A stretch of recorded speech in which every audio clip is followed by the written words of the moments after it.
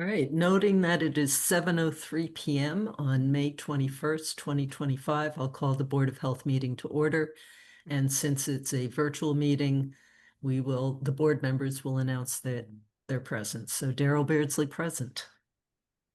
Steve Constantine present. Julie Dreyfus present. Diana Hook present. And I didn't see Rebecca yet. So we'll try to remember to catch her when she comes in. Okay, we do have just some items of business, but no scheduled variance hearings or scheduled appointments. And I have not heard about anything that's time sensitive, although Mark, you just mentioned someone having come in, but do we have enough information on them to know whether it's urgent or not? Daryl, were you talking to me? I'm sorry if you were. I was just on the phone with Tom. Oh, okay.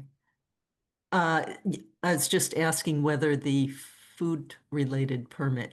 Yeah, Tom said it's for Dudley Festival in June, so we meet June 4th, so he doesn't feel it needs to be on tonight's agenda. Okay, great. So we can hold off till the next meeting. Thank you. Okay, so unless anyone else knows about anything that was not reasonably anticipated 48 hours in advance, but really can't wait till the next meeting, is there any such thing, or shall we move on?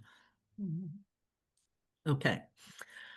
So we do have someone who's here and has would like to take the issue early, and that is done. Washington Street Homes plan review. So Julie, would you like to lead that off while I get a few other things in order? Sure. And so as the board hopefully saw earlier today, a third memo from Mark Bartlett of Stantec was sent out with the results of the two deep holes that we had requested at Trench 5 on the two ends of that trench. And just to recap, that testing did happen last Friday on the 16th. Both of the tests did demonstrate that there was pervious material at both 6.5 feet in test hole 2501 and 7.1 feet at 2502. They did find some boulders about 2 to 4 feet in size, of which were removed. But it was clear that there was not any ledge found at the required depth, at the depth that we had required. So there was pervious material underneath that trench that we asked for further excavation. And it was nice to see that there was also a greater depth to groundwater there, but they have to design to the most conservative. So we have that information and that confirmation that in fact there is 4 feet of pervious material below the system. And based on our discussion last week, that was the one issue that we needed to have resolved. Before we kind of move into a discussion about conditions, I wanted to see if any board members had questions or comments about the testing. And someone's coming. I don't know if this is Rebecca coming in.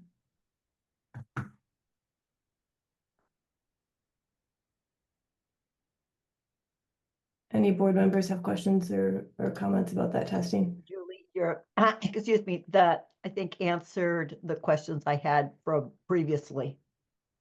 Sure. I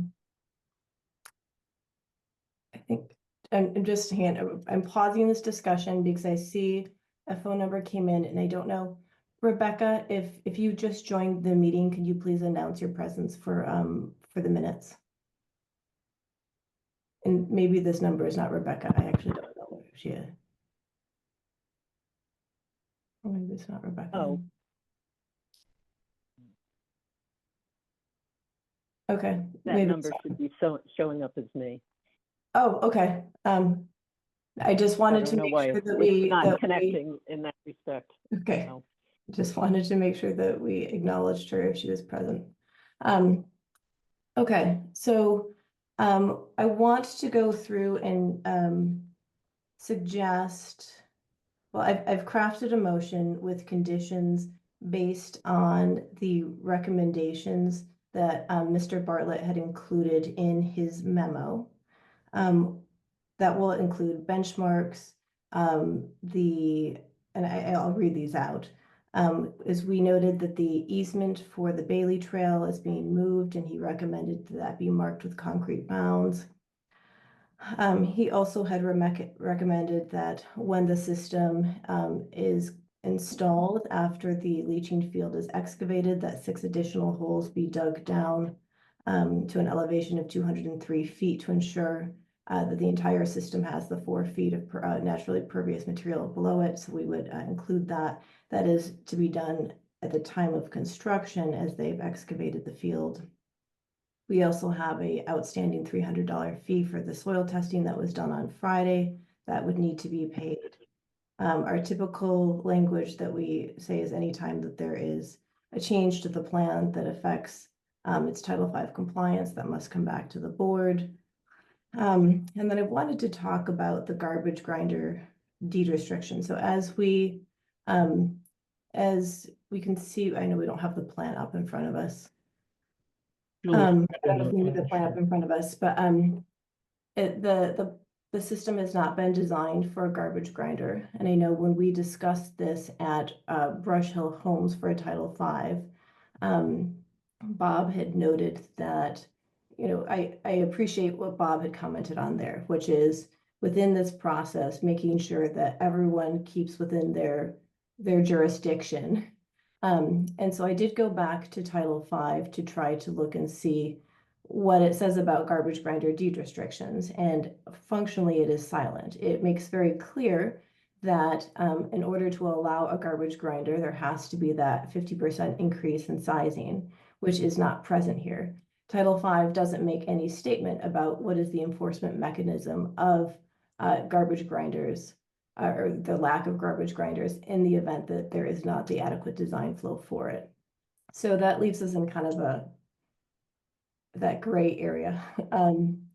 But just as a matter of kind of what happened, and I'm looking to Brush Hill Homes because I think it's helpful, as you guys might have known, ZBA has rendered their decision.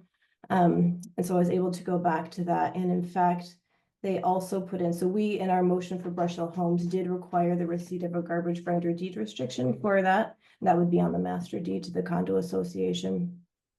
I'm just going to read the language from the ZBA decision, just so you guys know what they included, and then we have to decide how we want to proceed with this motion.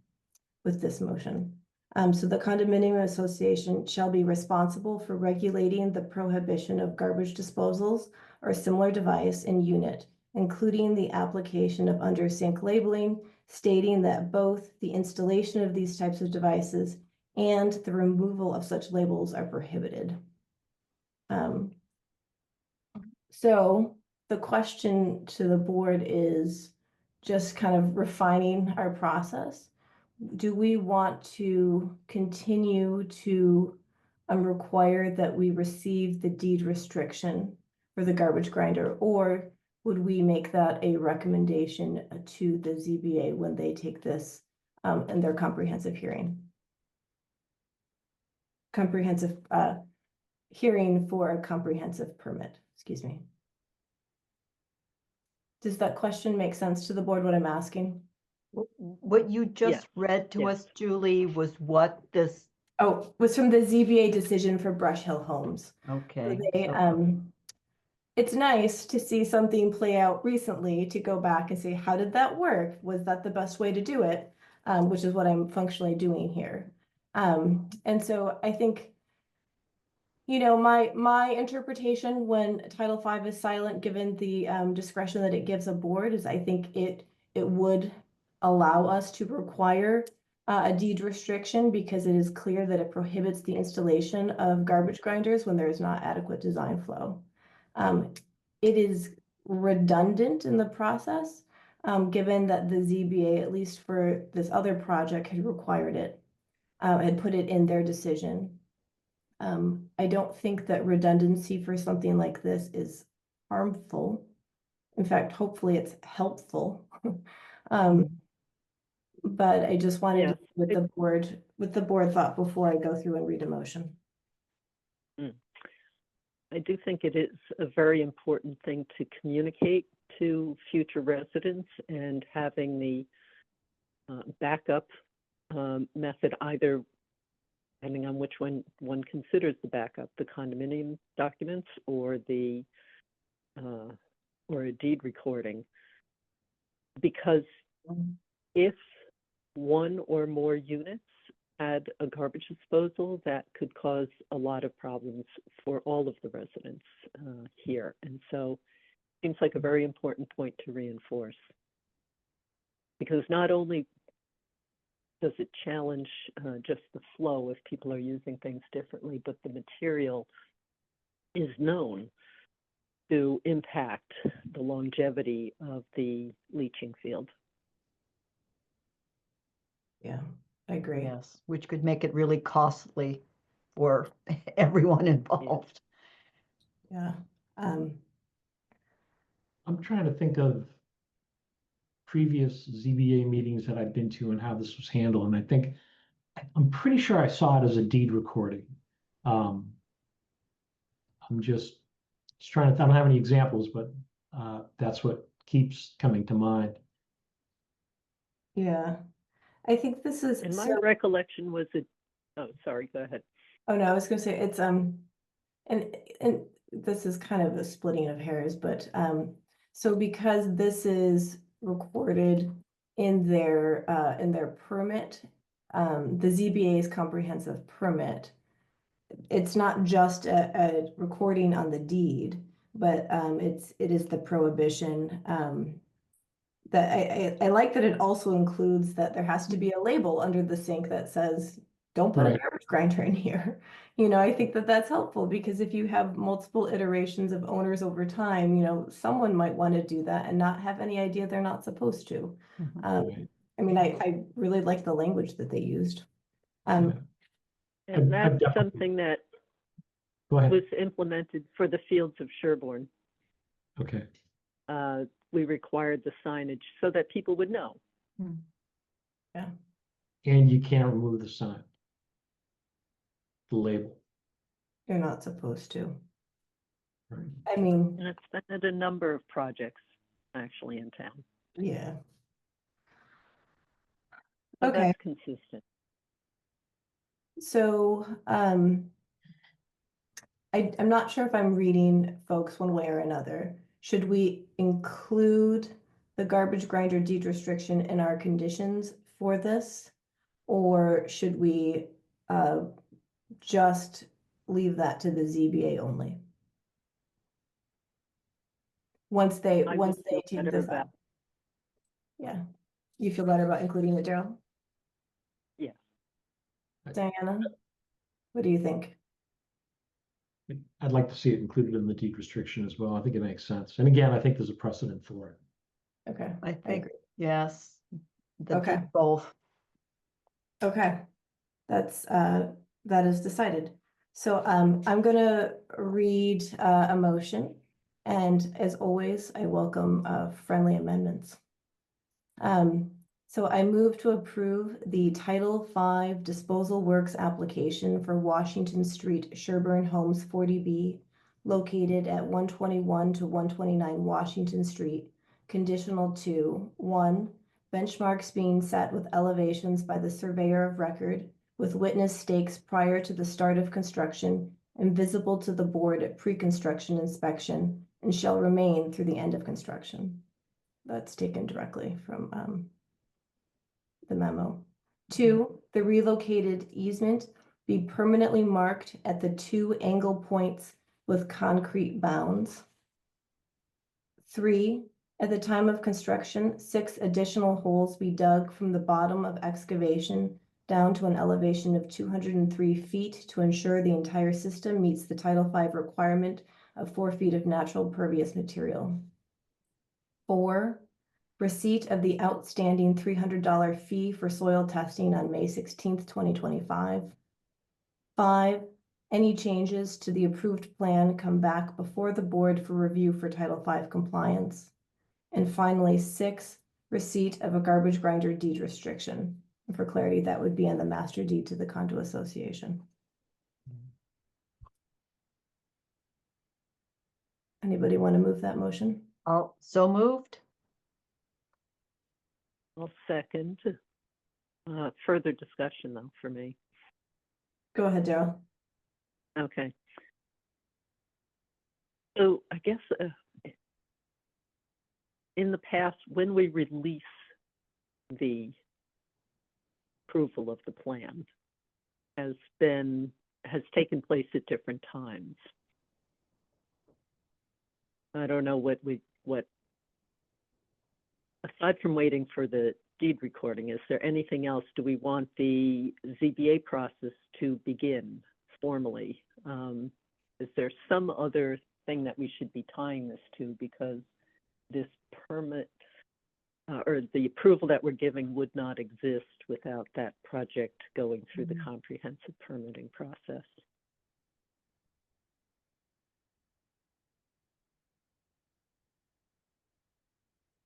So I'm going to say back what I think I heard.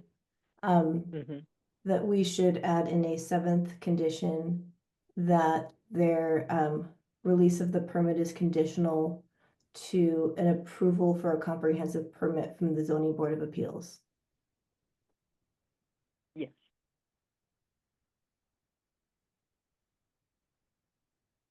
I mean, in terms of process, that's the way it would work. I think we could. I'm trying to think about if there's a reason to not put that in there. I think, I mean, functionally, there has been no waiver to any of our local requirements, and so without that, this could not be built anyways. Yeah. Correct. That's having a document though that has approval from us without the other important piece of the process being completed just seems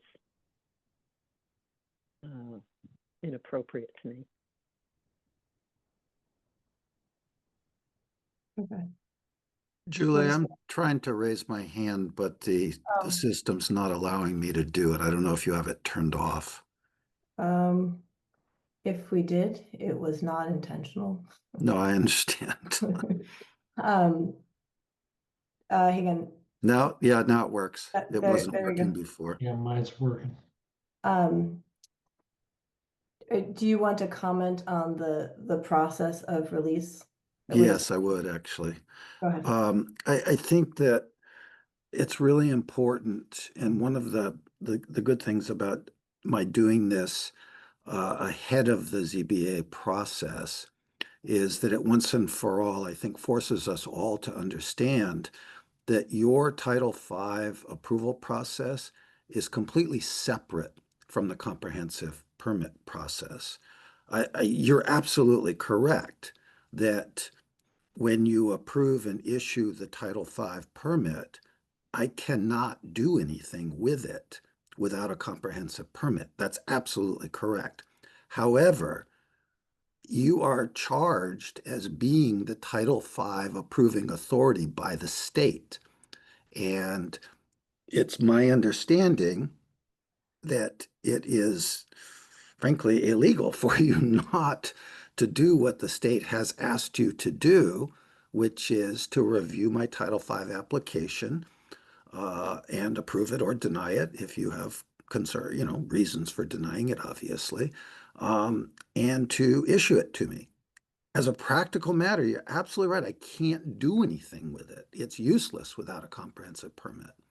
But to withhold the permit, I think is against the law or against the rules. I don't know how to say it. In other words, it's really, it's not important, except that, as you know, I always try to have all of us follow proper process and procedure.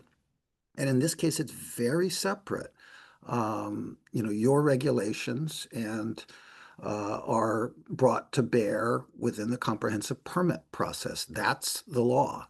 A Title V permit process is standalone, and I think it's inappropriate for you to withhold the issuance of the permit at this time. They're two completely separate things. As a practical matter, it doesn't really matter, but I think it's wrong. And you can certainly check with your counsel if you like, but I'd be surprised if they didn't tell you that what I just explained is the appropriate way to do it. Rebecca? Yeah, I just have a question for Mr. Murchison. Only if you call me Bob, Rebecca. Sure. Okay, Bob. So you've been living in Sherborn for a long time, and you know that What, 25 years? That's right. Yep, and you know that we have wells and the septic system to which septic. I'm not going to debate that. We're not. That's not what we're talking about right now, Rebecca. No. I'm done. Please let me finish. And I have a question. So we're the Board of Health, and we're tasked with evaluating public health, which usually has to do with drinking water. But in Sherborn, because the septic systems drain into the nearby land and therefore have a risk of endangering or potentially affecting the wells, that's the reason that the Board of Health has to do a proper evaluation. I don't think that anyone's trying to withhold a permit. We're just trying to do our job, which is involved in evaluating the information that we have at hand, making the best assessment with the information that we have available to us. And of course, we want to, we're doing the best we can. Everybody has limitations and, challenges that make it hard to do things as quickly as we would like to. But did you think that those are totally independent? I'm just curious. If I can interject, what we were talking about is the sequence of the process within this 40B, within this 40B project. And so I agree with Bob that a Title V permit for a project being developed under 40B is completely separate and distinct from a comprehensive permit. And I completely agree with him, and I certainly have strong feelings about it, but it has nothing to do with his project, that our local regulations and the jurisdiction over them is removed from this board and handed to the Zoning Board of Appeals. Right. That is very consistently what the process, that is what the process is. That is part of what Chapter 40B is designed to do. And so, and I was going to say this after we had voted on a motion, but for anyone, obviously there's no one else. I don't think there's anyone else here. In the event somebody watches this and is kind of befuddled by the change of sequence, this is just happening in a slightly different sequence than they may have watched with other 40B projects, which is the Title V permit is being reviewed prior to the start of the comprehensive permit hearing, unless that hearing has been scheduled and I missed it. I don't know. But there still has to be a waiver from our local regulations from the Zoning Board of Appeals, or they will choose to uphold parts of our regulations the way they have consistently done with other projects. Right. And so the reason I was asking my question is that because even though in a normal circumstance, perhaps they're totally independent, unfortunately, we are also having to follow the process that we have to follow. And because these are not as independent as we would like them to be, it makes it more complicated. And so changing the sequence is not an intent to obstruct your progress. I think that's what I'm trying to say. For the rest of the board, the friendly amendment from Daryl that we condition the release of the permit on the approval of a comprehensive permit from the Zoning Board of Appeals. Why don't we just kind of get a quick sense of where people are with making that amendment? I would honestly want to go and ask town council to see if we're missing something, but my inclination is not to add that. But I would, Rebecca, do you want to put your 2 cents on adding that, amending? No, I mean, it's just, true that the zoning board has that authority, but it's also true that they require that we give them guidance because the circumstances are unusual. We don't have water coming from Quabbin Reservoir like many other towns. So, and you know that, and I know you know it. But that's the reason that sometimes things go in a slightly annoying sequence or take longer or something because we have to have that information to make a proper assessment. And the Title V and the is technically independent, but it actually is relevant to the drinking water supplies, which is why the Board of Health is even commenting. Yeah, and unfortunately, our well regulations are subsumed under the comprehensive permit. And we will provide guidance to the ZBA as they request. Right, and then and it's also true that at the state level, it will defer back to the local regs for when there is not a public water supply. So, but you know that, so. I don't disagree with that. Which regulations are upheld is the determination of the zoning board of appeals. Right, yeah, I'm just saying that that's why they asked for our input. There will be opportunity to speak more on that. They haven't asked yet. I don't even think This that the hearing has been scheduled yet. That's standard procedure. Whenever it is going to happen. Just to Okay. clarify, Julie, I have not yet applied for a comprehensive permit to the ZBA. Just Okay. to clarify for folks. Thank you. It's hard to keep on track of all those things. I understand. Yeah. Okay. I Diana? I would agree with you. Oh, I'm sorry, go ahead, I would Daryl. agree with you that I would, am I, hold on. We can hear you. Okay, great. I agree that asking town council would be helpful, but we are talking about voting here in a public meeting about whether to approve or not. So we would be giving approval. The question is just the release of the plan, which is also subject to receipt of the, if we vote this motion as it is now, receipt of the garbage grinder deed restriction.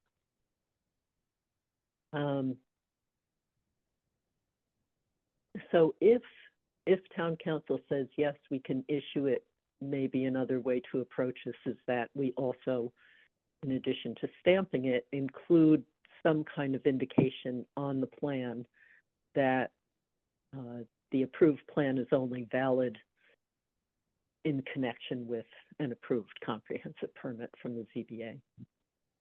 Something to indicate the document and the process that it went through to receive approval. That's the part that I think is a detail that could be lost. Well, a document that's approved that wouldn't Daryl, if I could otherwise make a be. recommendation, I think you're absolutely right that the permit itself, which in the way you always do it is you stamp the plan, which is fine. I would just suggest that it be stamped or written onto the plan that this permit is for Title V purposes only. In other words, make it very clear, of course. I have no objection to that. That's what we're doing here tonight. Put it on the plan. What I'm saying is that it's inappropriate to not give me, if you're voting to approve the permit, what does it mean to not hand me the permit? It's just a very awkward place for the board and for me to be in. Either I have a permit that's been approved tonight or I don't. I fully get that it should say Title V only. That's appropriate. But this place of living in between, of voting to approve it, but not actually giving me the permit is just a very odd construct. And I don't think it's an appropriate one. And that's why I'm taking the time to give you my thoughts on it. As a practical matter, it really is irrelevant. But I think you're doing it wrong. Hence the reason I mentioned a possible alternative. I'd still want to get town council guidance because this is, you may feel it's awkward on your side. This is awkward on our side because this is, so here we're getting used to the ZBA process in town. Things have been set up. And as Julie pointed out, this one is not following the same processes that the others did. So we'd like to make sure before we do this. And so I'd certainly be open to yet another amendment, right? Perhaps the last one, and contingent upon town council guidance to release the permit, the approved permit. If we do vote to approve it, we haven't done that yet. I don't feel comfortable voting on something which we don't even know what it's going to say. Like, if you're going to get guidance we from town have the council, plan. why can't we get the guidance and then make the final statement? We should all get the guidance, don't you think? Of course.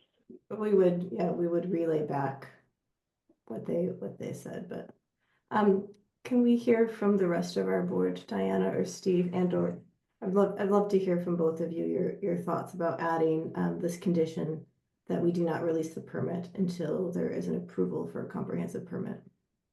And so I've gotten a little confused with Bob's comment about that we're voting on it, but we're adding conditions. So the conditions that in essence of approval, but there's conditions that holds back the approval to a certain extent if there's conditions. And yet we're having the conditions based on the review of the plan from Stantec.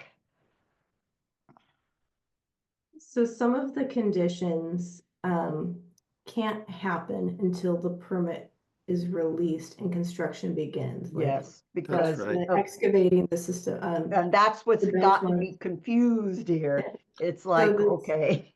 Yeah, I mean, Diana, in most situations, honestly, so for example, your condition that you're discussing tonight to put into your vote about benchmarks and the condition about the concrete bounds and the condition about the 6 additional holes and the condition about needing to be approved again if there are changes, all of those 4 conditions are written in the approved plan.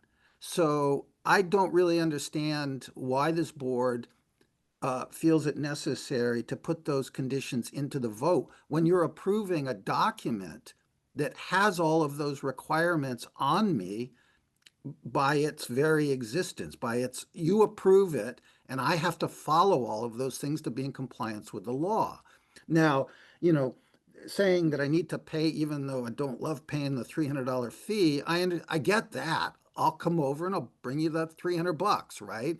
And then you give me my permit. And if you do, I don't believe in deed restrictions. I definitely believe in garbage grinders not being put in these homes with a septic system. I'm 100% in agreement with you all on that. Deed restrictions, which are used in multiple circumstances by this board, tend to cause a lot of heartache on real estate, and I don't think they actually help you accomplish your goals. But that's a discussion for another time. So in the case of the $300 fee, and in the case of the garbage grinder deed restriction, I get that. I bring you the deed restriction, I bring you the $300, and you give me my permit. The other 4 things I have to do because they're a part of the plan that I'm legally required to follow, if that makes sense, right? And so I don't think you need to actually condition things that are written in the plan. You're approving the plan with those conditions embedded in it. Is that helpful, Diana? I'm trying to. I think we should just follow the normal process, and no, we should not be. We should just do it upon the release of comprehensive permit. I don't understand why you're asking to do this. I think you're wasting time, and it's not changing anything. I'd like to take a To step review the back for a information, moment. it's going to be difficult to go back if we release the permit if something changes or something goes wrong. We need the information. We need to make the assessment when we have the information. We need to work together with the zoning board so we can help them when they release the permit.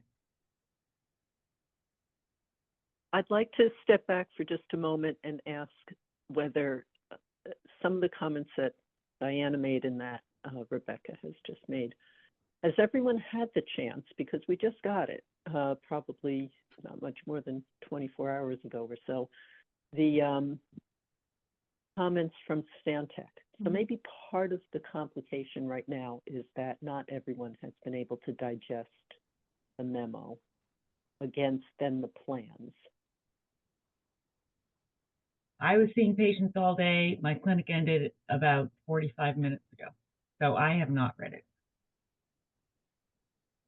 It's three or four Diana, sentences. It's 3 or 4 sentences, which I would be happy to read out loud to the board. It's very, very Excuse me, little Bob. additional information.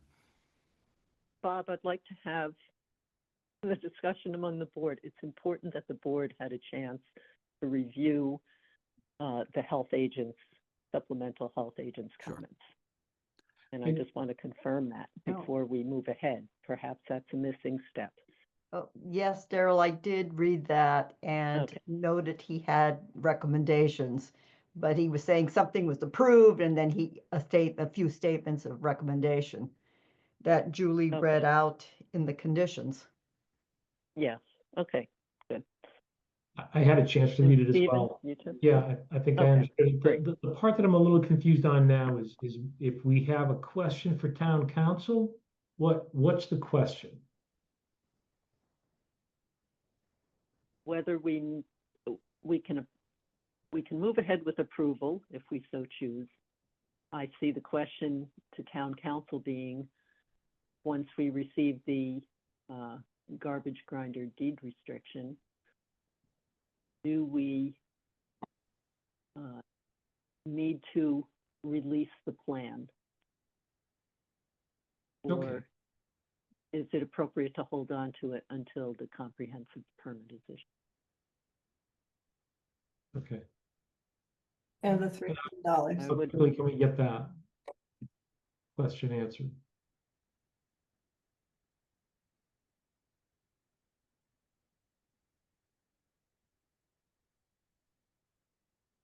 Can that be turned around in a day?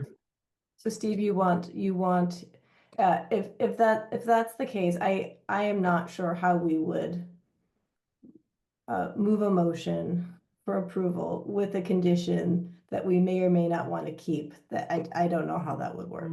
I think we would have, I mean, if the board feels strongly that we need to clarify that with town council, then I think we have to clarify that and come back at the next meeting. I would have to rescind the motion that I've made. It sounds like, Steve, you are in support of asking that question. I think, Daryl, I'm hearing that you are in support of asking that question. I think, Yeah. I'm really not sure where you are, Rebecca, but I think you're supporting that question. And Diana, I'm not sure. Yeah. I mean, The normal process, and we should just follow it, get all the information, not make decisions until we have the information in front of us. Conditional approvals can be slippery and confusing, and I think we just need to know what we're authorizing. And the reality is the ZBA is who makes the final decision anyway, so we should be able to work with them. We've released the permit, we don't get to talk to them anymore. I think we wait and we get the information and we talk to the ZBA. You don't agree with me, Julie? Sorry. no, we do continue. So it's just, that's, and Daryl, I think that no one is confused about what was found in those 2 holes. I think that's clear. I think it is the change of sequence and how that affects our role in this process. And functionally, this is just being parsed out differently, but certainly, we have confirmed with town council that in fact, before a comprehensive hearing is undertaken, even before eligibility has been granted by the Housing Authority, a Title V permit can be applied for because the project has submitted for eligibility. So we have confirmation in that process. What And so in terms of your question, Rebecca, your comment about having the information before us, for the permit before us, which is Title V only, we have that information. We have reviewed it. It is known to us. The part that I think people are struggling with is the fact that there's a part of what we normally do that is taken from us in this process and handed to the ZBA. And usually we are participating in that process simultaneously while reviewing a Title V permit. And I understand what your point is, Bob, is that these are distinct things, and I get that. But I think that's what people are struggling with because it feels like we are not getting a say in the rest of our regulations. And my response to that, Rebecca, is that's coming. Unless Bob, you're going to surprise us all and not reply for a comprehensive hearing, but like that's coming. That's going to happen. We're doing the same steps in a different order.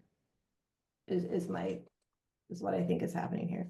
My feeling is See, the pattern that I see, and this has been over years, this isn't the first time. Right now, it seems like we're talking about one case, but the problem is that if we, say, oh, sure, no problem, here's the permit, but then we have a reason to bring it up for discussion, then we're accused of changing our minds, and we're accused of, that we're being inconsistent. And I just don't feel comfortable with that. And I think that that's the reason to stick to the normal process and not change the sequence. so just for clarity to Rebecca, we have a complete application of which we are obligated to act within 45 days. Once a comprehensive hearing starts, they have 180 days. If we do not render a decision on this permit within the 45-day timeline, it will be assumed to be granted. And so we can't just hold on to this and not make a vote until the comprehensive hearing process concludes. That's just not an option legally. Oh, no, of course I wasn't saying that. I was just saying that I don't know why we're taking it out of order. That's all I'm saying. Is that, I mean, okay. It's only out of order for this very specific kind of process of working with the ZBA towards a comprehensive permit. So we don't encounter this normally, either for the 40B projects, or we certainly don't encounter it for the routine projects in town. And what is the benefit of taking it out of order to public health? It's a new order because it's a new time. It's just a new configuration. That's what we're wrestling with, Rebecca. It's a new configuration of the process, and we're trying to figure out the best way forward. At state level. Bob, would you like to add to this discussion? Yeah, I'd like to just say a couple of quick things.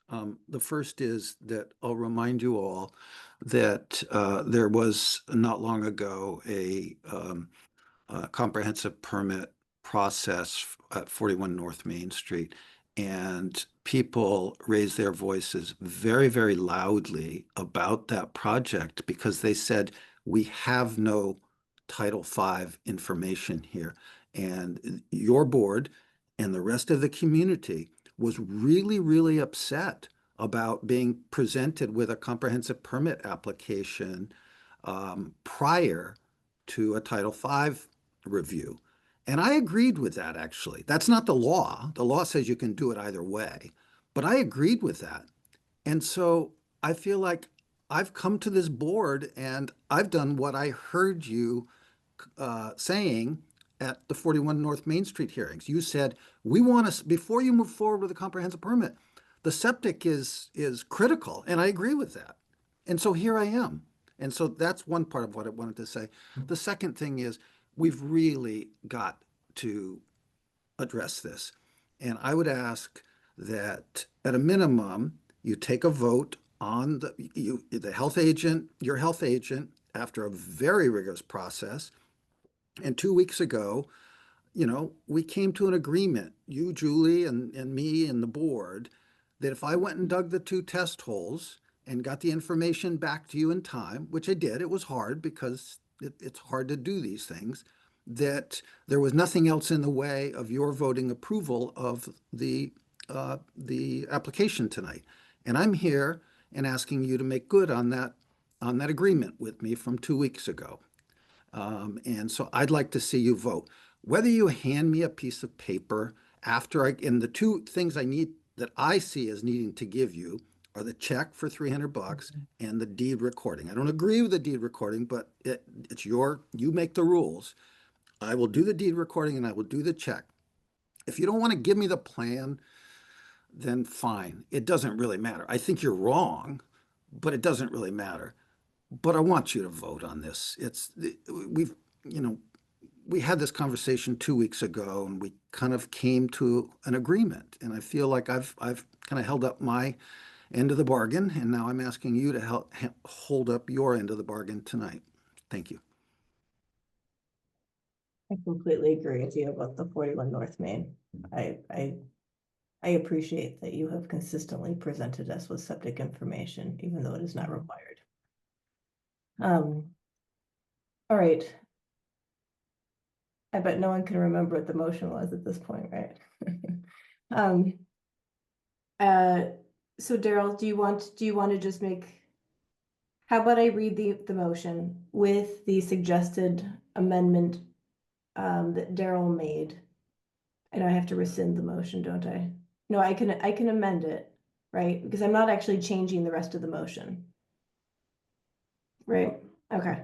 So I will summarize so that we are moving to approve a Title V only disposal works application for Washington Street, Sherborn Homes 40B located at 121, 129 Washington Street, conditional 2, and this is just a summary of the benchmarks being set, the concrete bounds being set for the easement of the trail, the 6 additional holes we dug at the time of excavation of the leaching field, that we receive a $300 fee for the soil testing, that any changes pertinent to a Title V compliance come back to our board, that we receive a garbage grinder deed restriction. And we will add that the permit not be released unless there is an approval by the Zoning Board of Appeals for a comprehensive permit. It's not said very well. Yeah. Part of our discussion was I would be willing to strike that last part in favor of guidance from town council. Okay, so Result in releasing this sooner than later. I would love to get their guidance. Okay, so you don't want to make that a condition. You simply want to seek guidance. Am I correct? Yes. Okay. Does that make sense? Yes, it does. We're After on our the merry ground early long tonight. discussion, that's where I think it would be. That's the practical part of it. That's what's different about this. And yes, Okay. it's nice to have the septic information, but this is even before the comprehensive permit discussions are starting. So that's all. I just want some clarity about how we're supposed to do it, since we've been told that we need to stay in line with CBA and what they need to get done as well. Okay.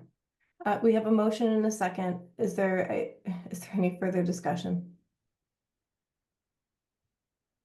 Hearing none. Steve Constantine, aye.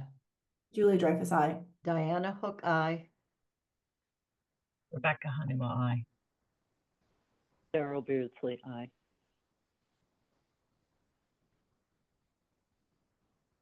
Bob, would it be helpful if we sent you what the motion was? Yeah, could you just read it back, Julie? That'd be great. You want me just to email it to you? Would that be easier? Well, I guess before I hang up, I'd like to hear it. Can You want me to read it in full? If you Sure. wouldn't mind, yes, So, thank you. I appreciate it. I'm happy to do that. So we just moved approval for the Title V only disposal works application for Washington Street, Sherborn Homes 40B, located at 121 to 129 Washington Street, conditional to 6 conditions. 1, benchmarks being set with elevations by the surveyor of record with witness stakes prior to the start of construction and visible to the board at a pre-construction inspection and shall remain through the end of construction. 2, the relocated easement be permanently marked at the 2 angle points with concrete bounds. 3, at the time of construction, 6 additional holes be dug from the bottom of excavation down to an elevation of 203 feet to ensure the entire system meets the Title V requirement of 4 feet of natural pervious material. 4, receipt of the outstanding $300 fee for soil testing on May 16th, 2025. 5, any changes to the approved plan come back before the board for review for Title V compliance. And 6, receipt of a garbage grinder deed restriction. Great, thank you. You actually don't need to send it to me, Julie. I noted it down while you read it. And I guess the only thing I would say is, to the extent, I would like, once you've, and it sounds like part of your motion was you're going to go to council and they're going to tell you which way you're going to go, whether you're going to, and I'm assuming if council says that it's appropriate to release the permit now, that the requirements for that release would be the check for $300 and the garbage grinder deed restriction. The other 4 obviously are part of construction. And in that case, and I guess my only request would be if you could tell me in writing that you are withholding the issuance of the permit, if that's what you're going to do, or that obviously I'm welcome to come with my check and garbage grinder deed restriction and you will issue the permit. I'm just trying to clarify what your decision is, either way, right? That I can absolutely agree to that. That's very reasonable. Yeah. We Yeah. can do that. I don't know how fast we'll hear from them, but certainly we can tell you the decision. Absolutely. Perfect, thank you. And then the only other thing I would say, I think the only other thing I'm on your agenda for tonight is the authorization of the supplemental health agent for Farm Road. Is that the only other thing I'm on your agenda about tonight? I believe so. Does anyone have any objections if we take that up now? I mean, No. Bob, we're moving to authorize the Technical. agent. That's what we're doing. Great, thank you. Yeah. Okay. Daryl, I'm sorry. I think I heard yes, but I was talking over you. I'm sorry. Yeah, no, I think it's reasonable to just take care of that now. Just take care of that. Okay. Hang on. I have to find it where I put it. Okay. Let me just make sure we cross this off. All right, so for the rest of the board, we are I can pull up plans if it would help people to visually see what we're describing. I don't know if it is if it's necessary. If it is, I'm happy to pull them up. But we need to authorize a health agent. We specifically, since the last time this board met on the 7th, we had several submissions related to 65 Farm Road. The 3 things that were submitted to us were changes to the property lines for lots 3 and lots 4. If you recall, we have an approved well and septic permits for both of those lots. This is changes to the lot line, so it would be an agent to review those proposed lot line change and to confirm that there's nothing else changed on those plans, and that they continue to meet the setbacks required. And we also received a new well and septic application for lot 5. One of the things that I am cognizant of is there is a lot of back and forth as we have additional work that we would, I would suggest that we use Stantec. I think we've gotten into the point where the board feels comfortable using Stantec for the supplemental work.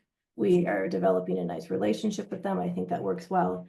The time it takes to go back and have a change order to that contract, that review process is timely. We keep doing this little pieces at a time. I think that is burdensome for everyone involved. And so what I would like to suggest is that, actually, I'm just going to make the motion because I want to catch us up on time here. I move that the board authorize Stantec to serve as the board's health agent for all permitting work associated with 65 Farm Road. So moved. Seconded.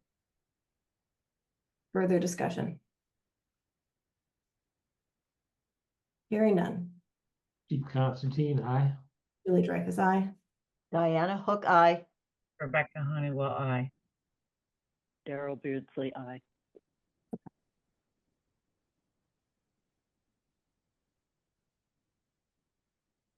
Do you want me to send you that motion, Bob?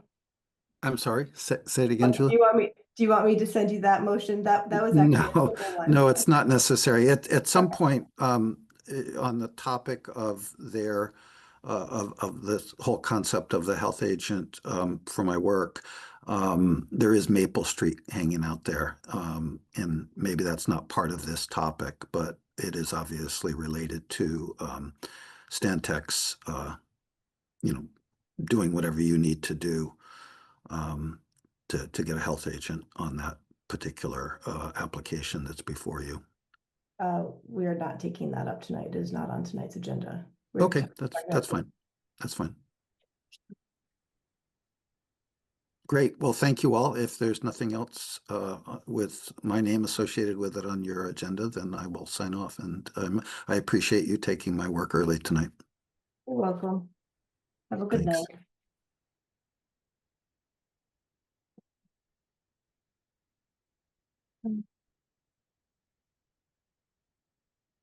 Girl, let me just check and see if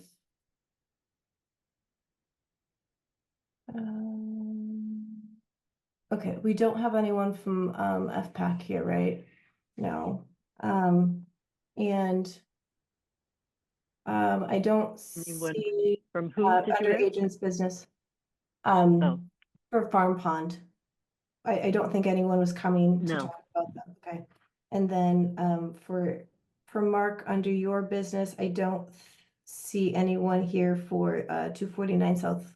Yeah, May- no, I'm sorry, Julie. I was just looking too to see who was in our audience, and I don't see anyone here for any of my business. So Okay. um, Okay. whenever you would like me to present, I would be glad to. Thank you. Why don't Daryl, I would be inclined to have Mark present his business next. Yes, let's Agreed. do that. Okay. Mark, you get to choose.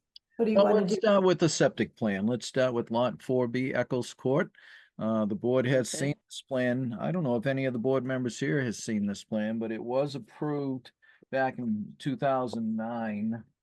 The actual subdivision was under review. It's like a cul-de-sac with two houses on it, the proposed house here, as well as the owner's house, and it's a small cul-de-sac, almost like something we saw in Nason Hill Road when they built 160 and 156. They came off the street with a small cul-de-sac, and you'll see that down at the bottom left. The plan was approved back in April 18th of 2007, as well as June 17th of 2009.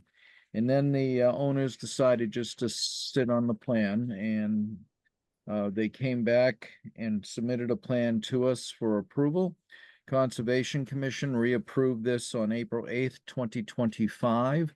I confirmed with the planning agent that the subdivision approval is still valid.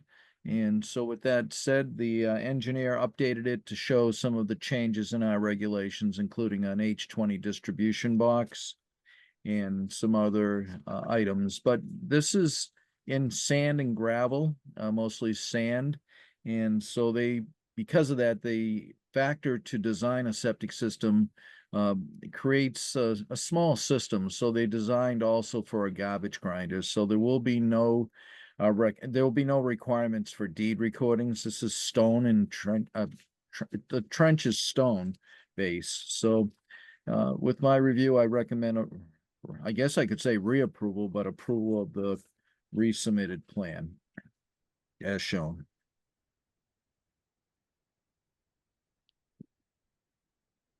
Okay. Do we have a motion to approve the plan as submitted? No. So moved. Seconded. Any further discussion or questions for Mark? No waivers? No waivers. This is new construction and there is no request for waivers. And again, Okay. it's in an area of what might have been eskers of gravel, and when the glacier laid down the Charles River, it left a lot of washout right near the river, and this is beautiful sand down there. And we have another site being reviewed at the same time, and they're pretty much up in a upper level from the river, so groundwater is not appearing either. And back then they used we had an engineer on the Board of Health back in the 2000 era, the early 2000s, the first decade, and we would get adjustments set by that engineer, both for gravel and for tills. So it does help when that person had several wells that he could look at. So it was William Domi who was the person that helped us set adjustments back in those days. So the adjustment was the same adjustment they used when it was approved in the first decade of 2000 was utilized for this same plan here. So it meets code, both local and state, to answer your question. Anything else? Hearing none? Steve Constantine, aye. Julie Dreyfus, aye. Diana Hook, aye. Rebecca, I vote aye. Cheryl Beardsley, aye. Okay. Mark, which would you like to do next? We can do 8 Adams if the board so wishes.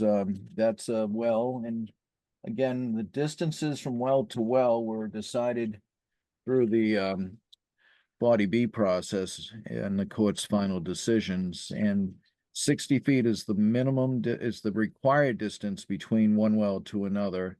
And they're proposing, I have it here as from unit, they use unit numbers here. This is unit 24 if you look at the plan. And unit 24, the well is 100.2 feet from, I don't know the unit number, but from the property to the right.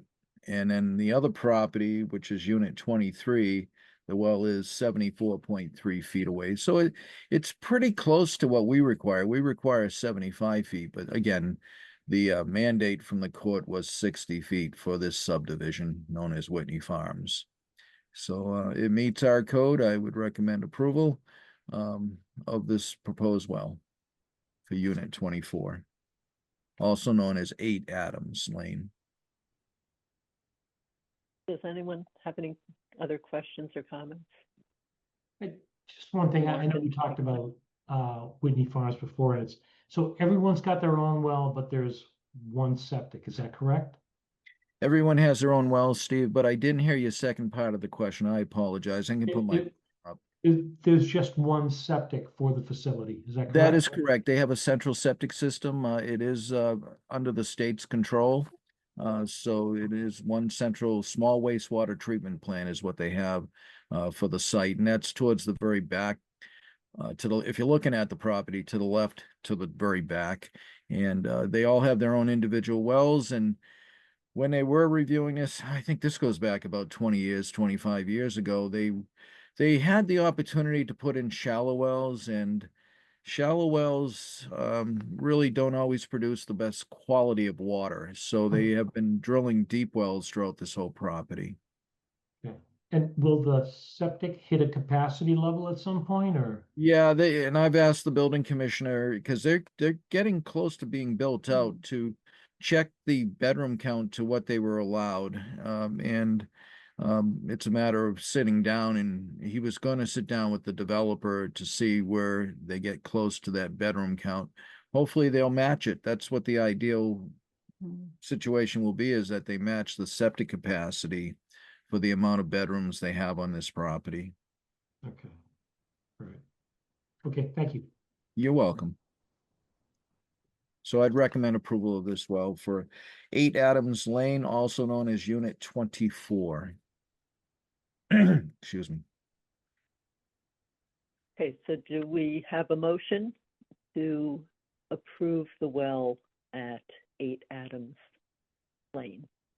So moved. Seconded. Any further discussion? Hearing none? Steve Constantine, aye. Julie Dreyfus, aye.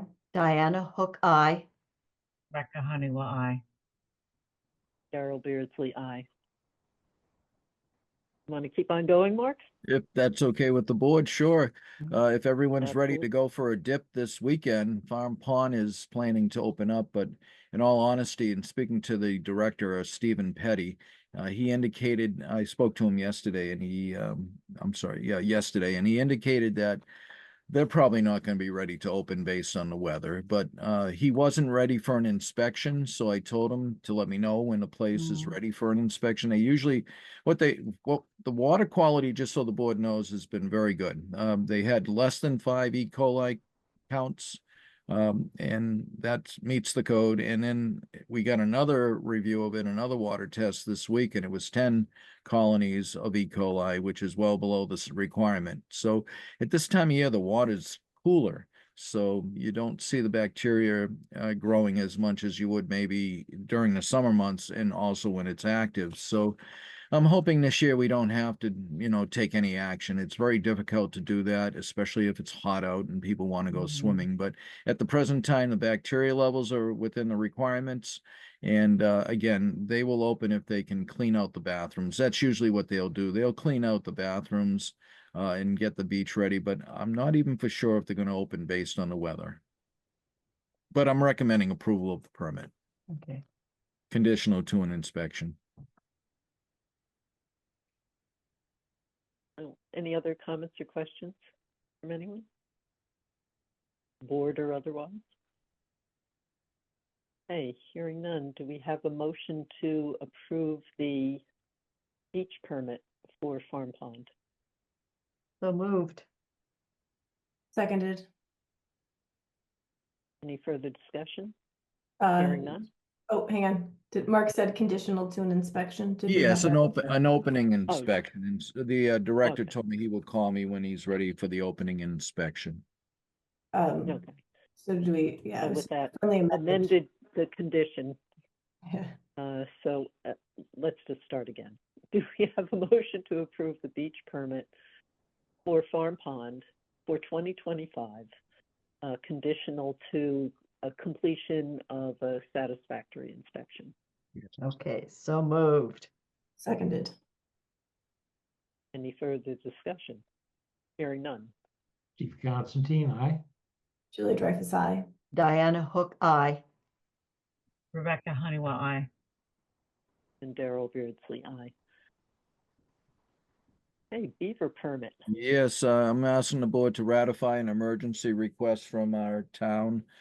Sean Colleen, DPW director, had me review it a week ago. Last Thursday, I was down there and there were issues. Was it? Yeah, I think it was last Thursday. And it was the Thursday prior. And we had to update the date of it because he only has 10 days on the first permit to to correct the situation. And it was urgent. And I did go down there. I filmed a few of the sites that shows the beavers' activity.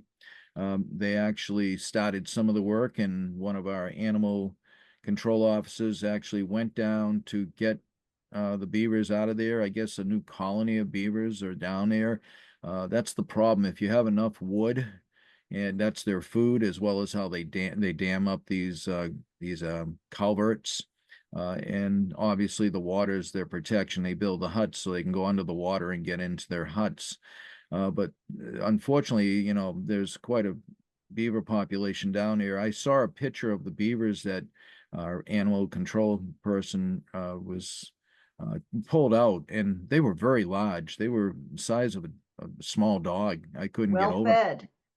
I couldn't get over it. I haven't seen beavers that big in a long time, but they do need to remediate. And we talked about it today in our land planning meeting, and another situation is happening over on Goulding East. So you may see another need for an emergency permit, especially with the heavy rains coming. They are watching all the areas of concern. I would recommend approval or the ratification of this, but just it has been brought up before. I think sooner or later we need to start considering a beaver management program. It does cost money, but maybe look at some beaver deceivers in other areas if it's still going to be a concern, because the beavers will come back. In fact, they think Yeah. a new colony of beavers moved into where the other beavers were removed down off of between Washington Street and Woodland and Ash. So it's too easy for a new group they usually don't group together, but if one group is removed of beavers, another group could just easily move in. So I'm hoping someday that we'll see some additional management, that these areas be checked on a routine basis, and if needed, work with various companies that put in these beaver deceivers to allow the water to flow. And that way the beavers can live happily and the water can be controlled, so don't have flooding of streets. And that was a concern here, that the street could flood right at the corner of Woodland and Ash Streets. Mhm. So every year sorry, can I make it? Every year Go ahead, Rebecca. and I feel like we should give an emergency permit if there's flooding. And there hasn't been flooding in years because we've had this drought. So I think we should wait till we have flooding and then give a permit as an emergency. Isn't that what it's supposed to be? Well, the issue, if I can, Madam Chair, through you to Rebecca, is Yes, please do. it's just that there was indicated what happened. The beavers were starting to chew down wood and stick it in the culvert on the other side, blocking it. So that is an obvious concern, so the idea is to keep that water flowing. I think what they need to do on the Ash Street side is to put in a beaver deceiver. That way the beavers can live in harmony with the environment, and we don't have the issue of, especially tomorrow with maybe 2 inches of rain, having flooding over the streets. But just the blocking of the culvert itself creates an urgent matter. It's an urgent matter. It can also, so Rebecca, Mark did mention that flooding was the threat, and that's what prompted it being an emergency. So that's one thing. That buildup of water on one side of a culvert can also undermine the roadbed. So that's another concern for safety and collapse. But I do agree, let's put this on our next agenda. Maybe there's a subgroup of the board who might like to work on this. We did do a project in cooperation with DPW, Conservation Commission, Board of Health, and the Mosquito Control Group, who came in and installed the beaver deceivers that Mark is mentioning. And I live right near one, and it has been working and doing what it's supposed to do, which is to keep the water to a certain level. So that's great. I So think that we have one on the other side of town. How much of an investment is that? Because I think that's, to me, the best option. Is that a huge investment, or is that reasonably, something within the so new budget? we should probably talk about this at the next meeting, but I'll just give you a little heads up. So I've had to do this with a client, and one cost of one trapping was more. I mean, I forget, yes, trapping, which is killing them essentially, but that was more than the cost of putting in the beaver deceiver. So, and then it lasts for years, as opposed to trapping you could do every year, a couple times a year, if depending on how serious the situation is. In the case of what was done in town, it was covered by the Central Mass Mosquito Control Group. So it was not a cost for us. There was a little bit of time on the part of DPW to kind of prep and maybe a little follow-up something, but it was not a big cost for us. And I don't know if they're still doing that with the funding cuts that are going on. In any case, so let's add this if anyone's interested in pursuing this, seeing if we can address these trouble spots that Mark says have already been identified. That might be a place to start. Unfortunately, the summer is a busy time for mosquito control, so we had it done, I think, post mosquito season. The other time that was installed. Yeah, no, I think. Do we have a motion? Oh, go ahead. Oh, I was thinking. But we should do this up in great a proper discussion. Yeah. Thanks. Okay.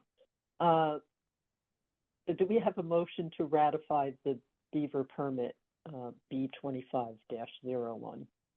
So moved. Seconded. Any further discussion? Hearing none? Steve Constantine, aye. Julie Dreyfus, aye. Diana Hook, aye. Rebecca Honeywell, nay. I thought we were discussing it in the next meeting. There's an emergency No. permit. This is, or it was an emergency already. Yeah, I don't agree. I don't think we should give it right now until we have flooding. We don't have a public health risk until we have flooding, but that's my opinion. Everyone's entitled to theirs. Sorry. Yep, you are. Daryl Beardsley, aye. Okay.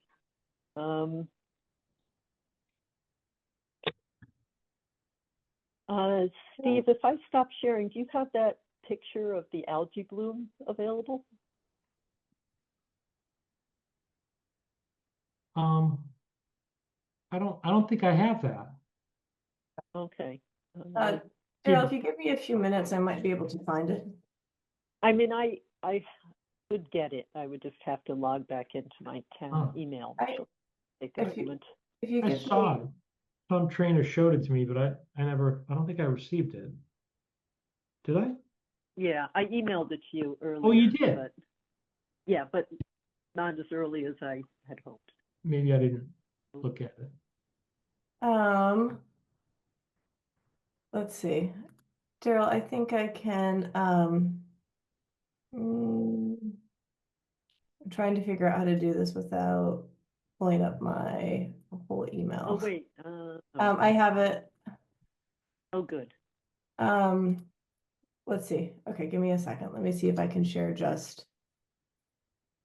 I mean, there's nothing like a picture of algae brighten up the evening, but it is quite an impressive color. Yeah, let me see. This Okay. bloom, which I've seen the green, but I had not seen this before. Okay, let me attempt to share. So, well, she's pulling that up. A little bit of background. Folks connected with the pond had, well, Farm Pond Advisory Committee in general, and certainly Tom Trainer, have been testing the water a few times. And in early May, they were picking up indications of algae earlier than they would have expected. So that kind of got them concerned. And then there was some small bloom that was noted. And then there was this larger bloom. Okay, I'm trying to toggle between two pictures. So, and I'm pretty sure these are the current pictures because we've had a blue cyanobacteria bloom, I guess, years ago. So this, I guess, what was unique about this was that it was, I think in the past, it has been more kind of like this kind of related to kind of paint on the surface. But this, the intensity of the color, and I think it was distributed through the water column that made it more unique. I've only read about this. I don't want to speak with any authority about exactly what happened. But yeah, that's based on that, that's unsettling. Daryl, were you gonna continue to comment on the variables of Right. So this was observed, and then it cleared up shortly after it was identified. There was some sample taken of it, and it was being sent to a lab, and also people were going to look at it. Microscope, I haven't heard since then, but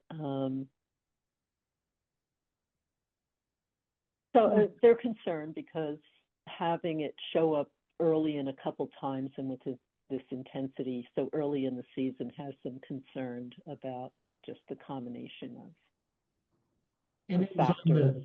And I guess the easiest thing to say about this is that next week, is it next week? Yes, next week, I believe Wednesday, the 28th, there's going to be a presentation on the watershed management plan.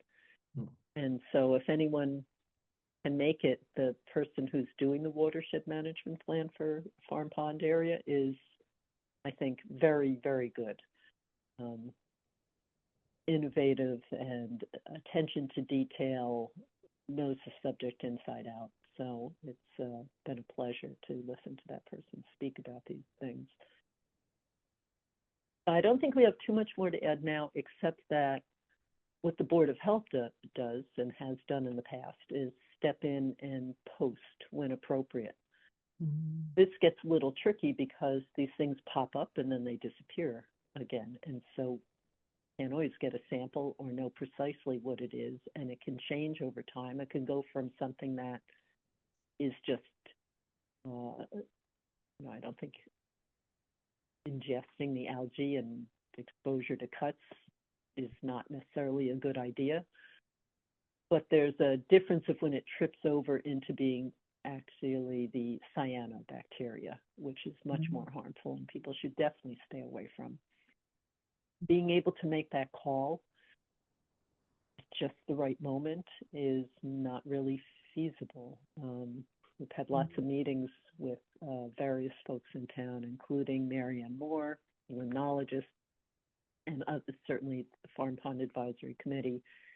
And what we have to do is have a sign that strikes a balance of what to look for and how to educate yourself. And I think we've only posted once when it was a very clear issue. So we need to get some signage put together again. We have templates from the past. Might be some updating to be done. And I think the ones that had been posted there for quite a while are pretty faded at this point. And there might be a new website to refer people to. There's a QR code that would help people get the information more quickly. So those are things that we should consider helping out with and providing. Darrell, if I may, where is this located in respect to the beach? Do you know if it's near? East, right? The main part was over, it was on the west side. West side. I was going to say north. There's a hill, and off of Doug Kingsley's property, basically, which is sort of a bit of a cove. Okay, thank you.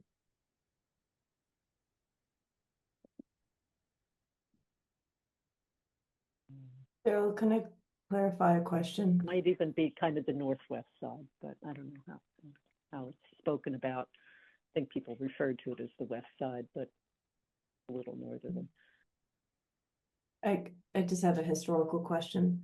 So the signage that we're referring to for Farm Pond, and QR codes to link to information, have we done that independent or in cooperation with the Farm Pond Advisory, or what is the collaboration look like historically in that?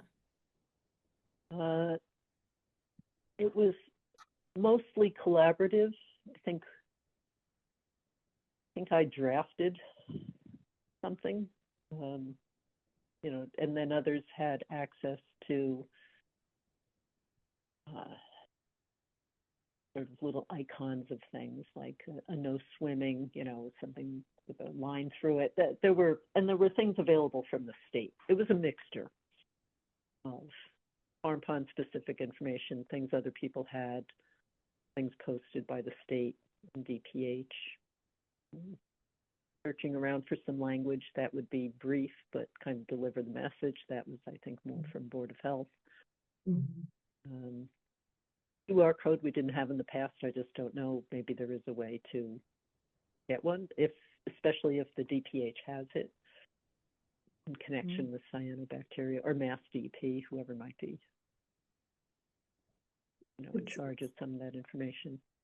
Yeah, it'd be easy that way, if people had their phone with them, they could hold it up to the sign and go straight to some information. Because we have to put some information in their hands so people can decide whether they're going to let their pet or their child, go into the water, what have you, and what to be looking for. I think you're not supposed to let your pets go in the farm pond, but, yeah, I think especially, Well, people do, they go to the water. I Bounce around in the water. acknowledge Not that. on the beach, sure. but Yeah, okay, that, we will add that to our to-do list. That's good. And my understanding, just to close out this discussion, was, some of the mediating factors for this, of which there are many, and they're confounding. It's a combination of the drought, warmer waters, we had that warmer, stretch for a while, and then excess nutrients. Those are kind of the driving variables that can contribute to these blooms. And it's a very interesting, I think that this is really interesting, because we also have low E. coli. Excuse me? Wait, And- repeat the statement about E. coli, sorry. Oh, Just say it again. but as Mark reported, the testing was low. And so just how dynamic these freshwater systems, particularly a closed system like Farm Pond, like there isn't a river that drains into or out of it. That's why I am very excited to hear Ms. Kenyon's report next Wednesday. I think there are action steps she's going to recommend to the town. Thanks.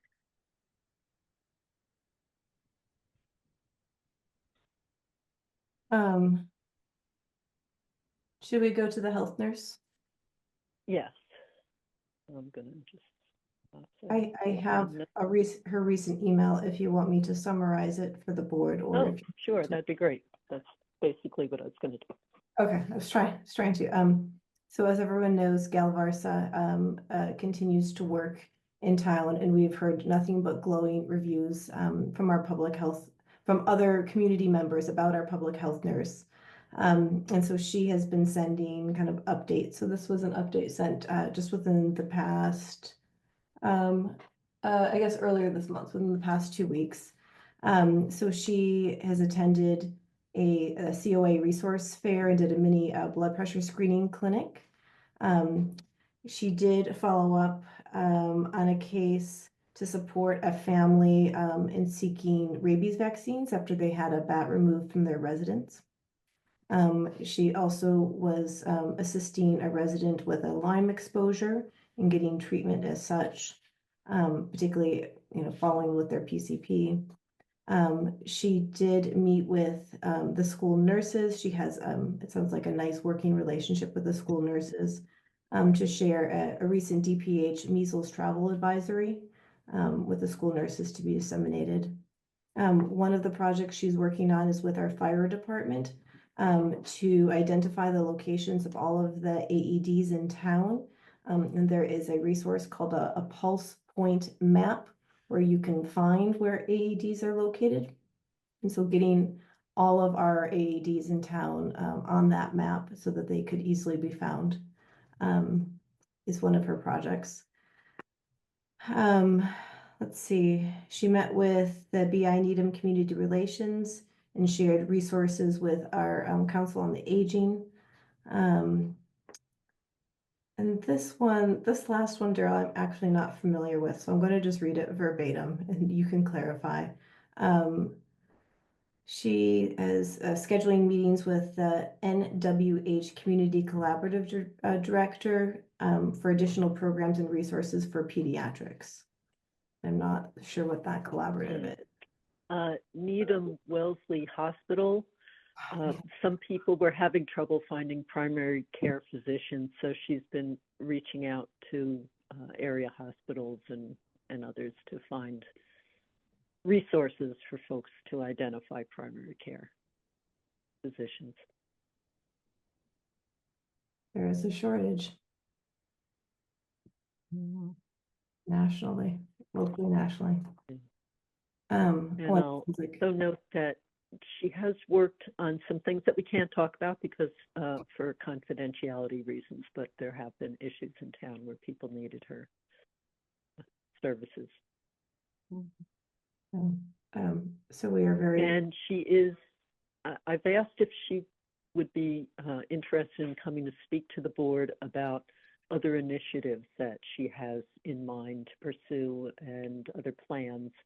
And so probably in June or July, she can come to the board and talk to us more about what she's doing.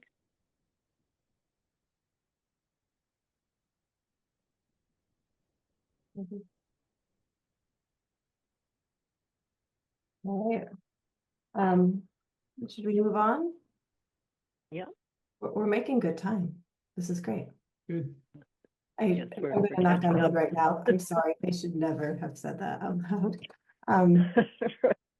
So, Okay. so Daryl, where would you like to go? We can do meeting minutes, we can do food permits, or we could do reorganization. Mm. They're all so much fun.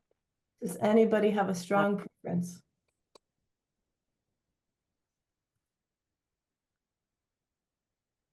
Food No, permits? no strong. Oh, Steve? Yes. I think we can get through those pretty quick. Yeah, which one do you want to do first?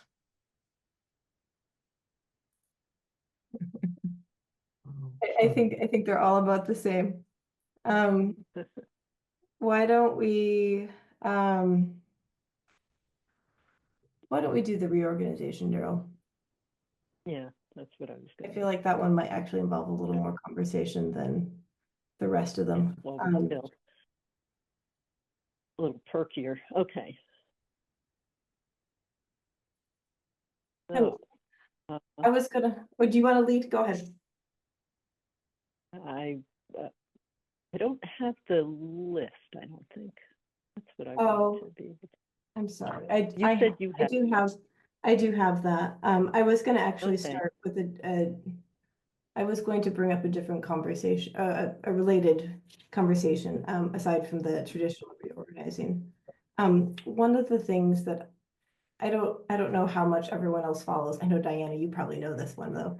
The planning board has recently reorganized and has adopted a slightly different structure within their board. They have elected to have co-chairs and a vice chair, which is different than their previous structure. And we know that the Conservation Commission does co-chairs. The select board does chair and vice chair, as well as a clerk. The zoning board only has a chair. They don't have a vice chair or a clerk. I think that's all the relevant boards, am I right? And so the rationale for the planning board was basically to kind of have this work as a tag team for their co-chair, was my understanding, and just to kind of better distribute the workload. And one of the things that strikes me with our board is we kind of have three tasks ahead of us, the way I see it. One is to create a more sustainable workload for all. That will certainly be helped when we have an administrator, I think, administrator once they are fully onboarded. But to have a more equal distribution of the workload, to have greater resilience as a board. I think one of the challenges that happens with our board being transitory by its nature is that people will come and go, and with them, the knowledge that they have can come and go. And I think the better we have a distribution of work and knowledge, the better we are as a board to be able to sustain those changes. And then finally, and I think the one that I'm the most excited about is when we do hire an administrator, we will have the task of onboarding that person. And that is a significant task. I think based on what we've heard back from our subcommittee is that the folks who are applying are all very early career folks. And so there's going to be a fair amount of support that's going to be needed. And one of the things that I would like to see is to make sure that the new administrator has a web of support and resource amongst the entire board to be able to turn to for help. And so that they're not having to always go to just our staff members or just one or two board members, that they can reach out to the full board. And so I certainly have some ideas on how we could do that. But I think that these are kind of if I had to identify what are we trying to do in the next year, those would be the tasks. So in our reorganization of the board, I think one of the first questions that I'd like to put before the board is, what leadership model do we think is appropriate for this board for at least this coming year, which is a critical transition year, right? Like, I'm deeply, deeply hopeful that we're going to have an administrator soon. Do we want to continue with the same model that we have historically had, which is a chair and a vice chair model? Do we want to look to our other regulatory cousins or fellow boards and potentially adopt their co-chair model with or without a vice chair? That's the question. Daryl has Ready? thought. So,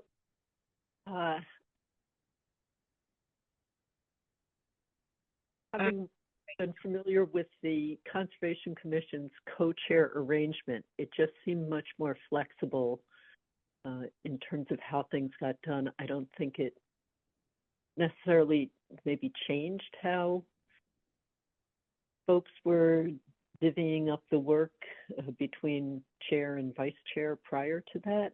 It just made it a little more flexible. And why that appealed to me is that there have been a few times when something had to be signed by the chair and I wasn't readily available. And it would have been nice to just have somebody else be able to take care of something that was fairly perfunctory. Just as part of like some internal process in town or other things. So it seemed like that was a hindrance to not be co-chairs. So that's what I think the appeal is of that, because we could always share all the duties anyway, no matter what the name is that's given to us, and we all have the same weight in votes. So it doesn't change any other dynamics, but I think that's, to me, what the key is on the co-chair, is that little extra bit of flexibility and responsiveness. Can I make a comment? I think that all these statements are good good points and everything. But the only thing that I think that is not, maybe could be done better and makes these comments sort of not necessarily justifying changing the structure. I think that the whole board should be more apprised of what's going on right now.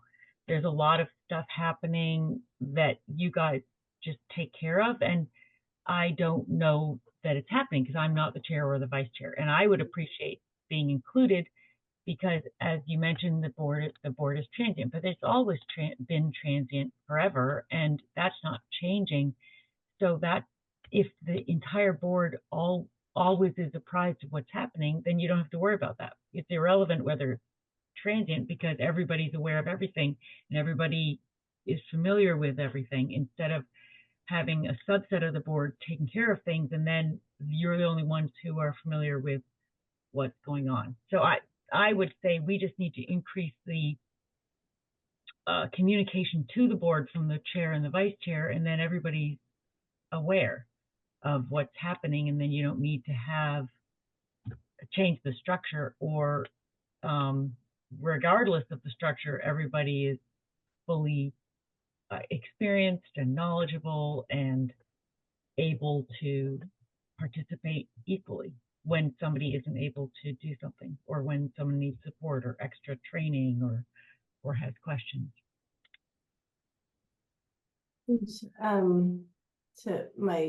To respond to that, I think there is such a volume of information that comes in. There has to be some amount of filtering of what to communicate out to the board, because there are some minutiae that it wouldn't make a difference for, I mean, and there's a lot of other stuff. I think to your point, Rebecca, and this is certainly kind of my broader thinking for this board is, and I'm starting to compile kind of a list of all of the topics or issues that come before us, and having kind of a distribution of that as point people, not the sole person to do it, but the person who's kind of the lead, who, particularly for a new administrator, if they have a question on, say, I'm going to give ADUs as an example, there might be one or two people where that administrator could go to person A and person B and say, like, I just need someone to help me understand ADUs.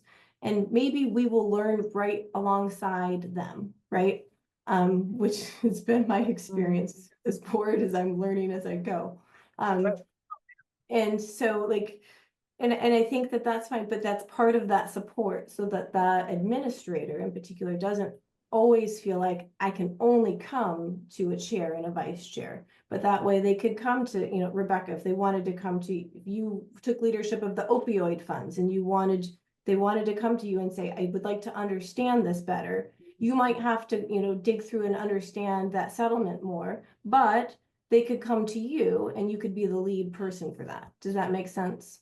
Of course, yeah, yeah. And then the rest of us who might not have that, you know, content knowledge or might not have done a deep dive could come to you and you could explain, this is what we have to do for the settlement, right? It was that kind of, and I'm trying to itemize it because we have lots of things that are current and acute, and there are things that are more ongoing. Julie, I think that makes Another- sense because there's really, public health is so broad and broad. so many different Yeah. topics that if some things were divvied up, yes, I could see myself being able to do a deeper dive into things to have a better understanding of the topic, and have some resources available to share that should the topic become something that we need to address, that there's information and an basic understanding already. Um, yeah.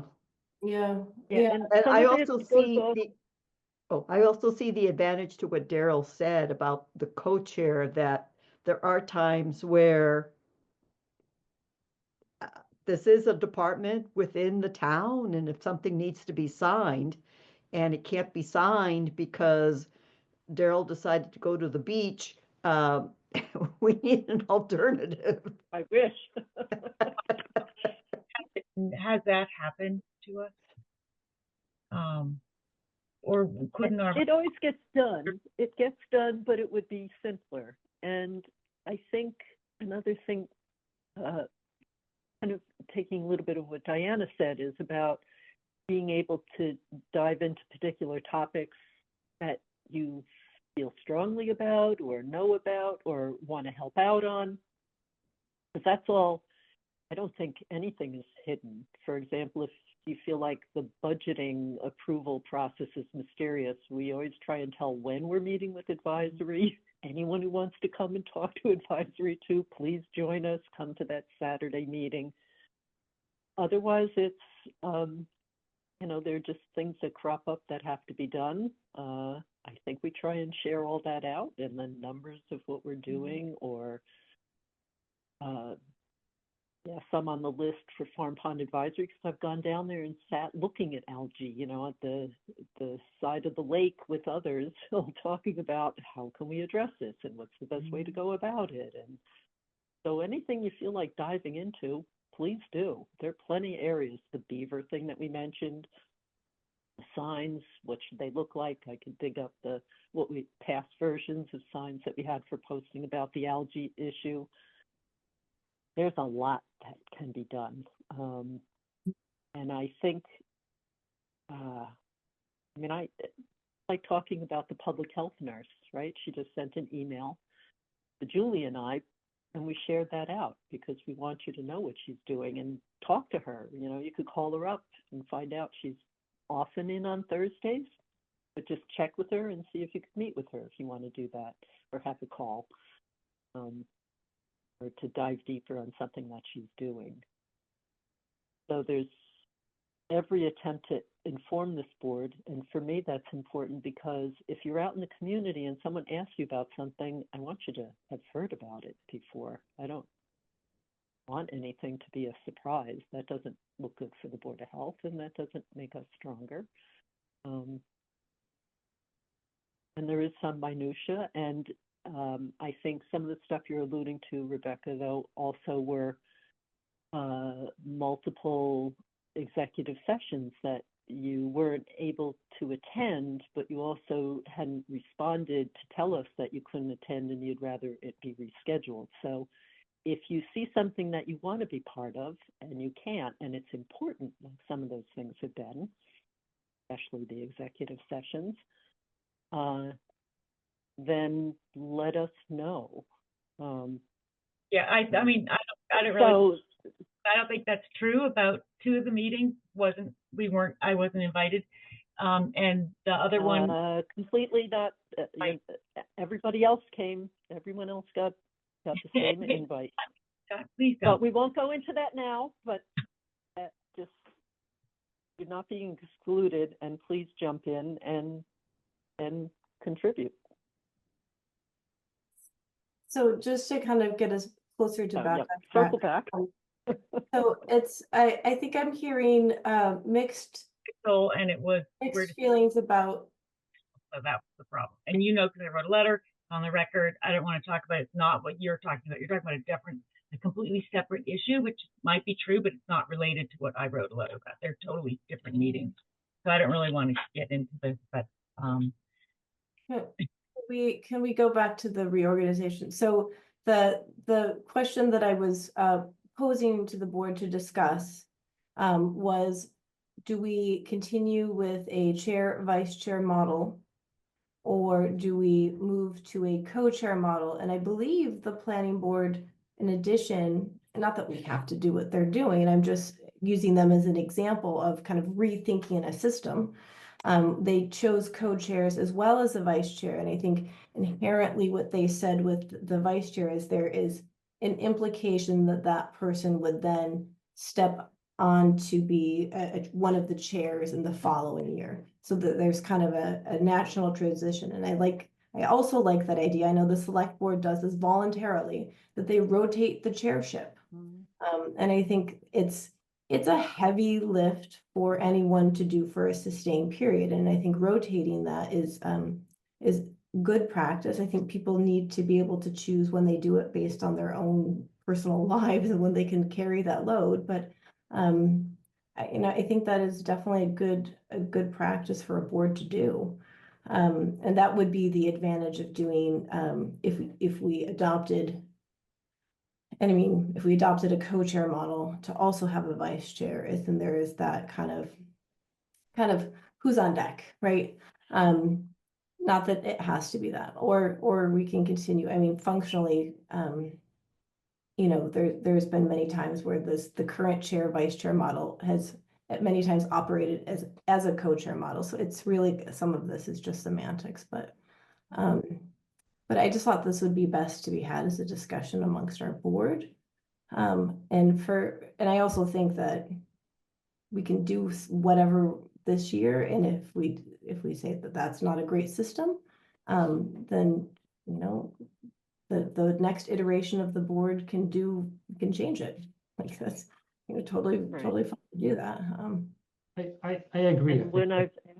I think the co-chair model would work pretty well. You've got, instead of having two shoulders that you put the weight on, you've got four shoulders, and you can also, like was brought up, if someone's going to be doing something or they're not going to be available, you've got a co-chair that's going to be available. And I think you're also gonna play to people's strengths. So if someone has a strength in for example, the medical stuff or something like that, then they would work closer to that side, where opposed to someone that might have a strength in the septic and the well side, they would work with that, but they would be equals. And I just think it would make accessibility to the board a lot easier as well for other boards, as well as for town people. I just think it's a good model, and I don't think it in practice, I don't think it's going to deviate too much from a chair versus co-chair. I'm sorry, chair versus vice chair. But I think we could try it out without kind of disrupting things within the board. Yeah, there's no. Yeah. There's nothing in I our like the on deck idea.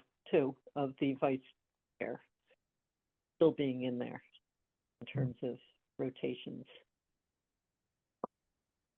Yeah, I think it's, and then on top of that, still, point people for topics, again, for just for, like you said, for the community, for other boards, and especially for a new administrator as part of that support. And we also have other things that we reorganize. So we appoint our health agent, our food inspector, our animal inspector, our burial agent, our assistant administrator, also known as our health clerk, our groundwater protection committee representative. There are other things that we've typically appointed that including the administrator, but are typically done by the administrator. And I wonder if we should wait until we have an administrator, which would be our local emergency planning committee and our emergency preparedness and bioterrorism agent, which has historically been done by the administrator. So why don't we first just, it sounds like co-chair is am I reading the room correctly? That is the consensus, okay. Or at least the majority. So why don't we have somebody make a motion for that? I move that we adopt a co-chair, two co-chair model for the chair, vice chair. Depends on whether we're going to move on to the vice chair as well. I like the All right, idea. I'm going to propose No, that vice we chair as adopt the two co-chairs and one vice chair model for organization of the board. Let's try it. Why don't we just have two co-chairs and then the rest of the board? It as Yeah, we what see, would we can. What chair we vice chair, do we? I'm sorry, you cut out for part of that. Oh, I just said if we have two chairs, do we need a vice chair? Because we're gonna have two chairs, and don't you think that's fine? It's again, the way the planning board discussed it was then there is kind of a who's on deck. So let's say one of the chairs had a personal emergency and they had to step down, right? Maybe they didn't leave the board, but they had to step down. Who would potentially step into that role? Then that's a natural position, natural succession. Or just for the, we reorganize every May after an election, typically, not that it has to be, but after an election within a month or two, then the vice chair would be kind of expected to be the chair in the following year. So it's just about having a better flow and distribution of responsibility and trying to do that structurally. I don't really care. I'm just throwing out thoughts about the ideas. And I don't really care what the Board of Health, what the Board of Planning Board does, because we're the Board of Health, but I do agree that there's benefits to having co-chairs Okay. when you have 5 people.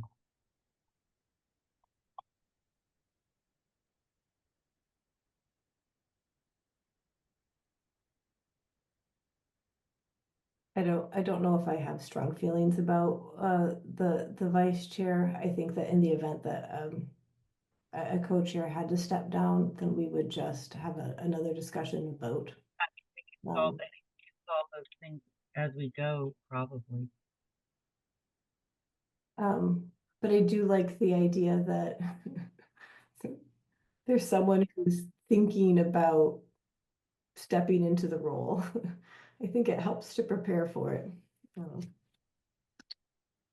Okay, so why don't, so you moved that we adopt a co-chair model. I second that motion.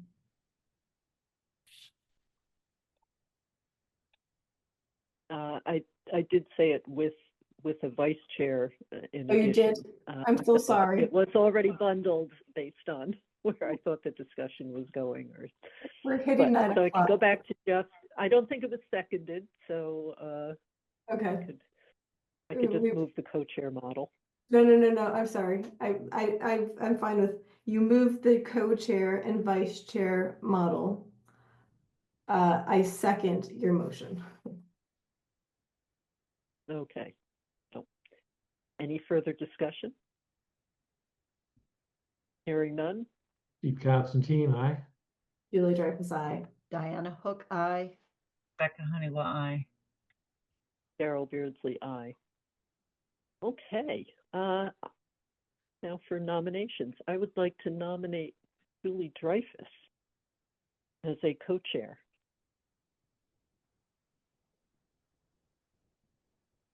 Can we have two motions at once?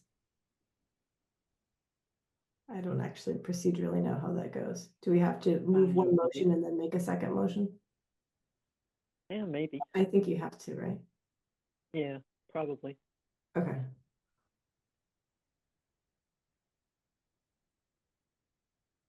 So you Would anyone like to nominated, so second? that's the motion to, Oh, yeah, I guess okay, the motion is, then I can second the motion?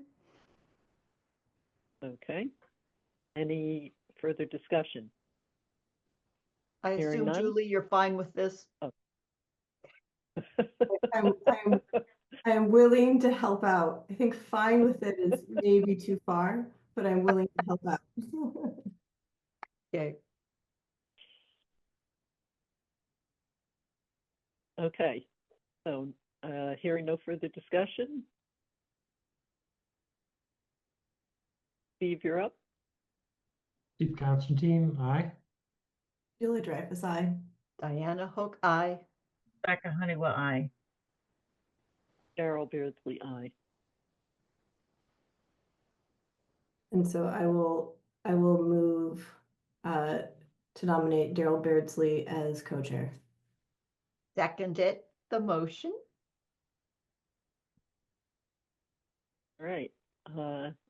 Any further discussion? I assume you're willing, Hearing Daryl? Yes. Hearing no further discussion then? I mean, do you think Yeah. that there should be some more rotation? Because there I mean, Daryl, you do an excellent job as chair, but there's also 5 members of the board, and I've been on, this is my 4th term, and there have only been 2 years that you haven't been chair. Well, that's where Rebecca, I think the vice chair position would be Yeah. good for someone to step up and get involved with what's going on deeper.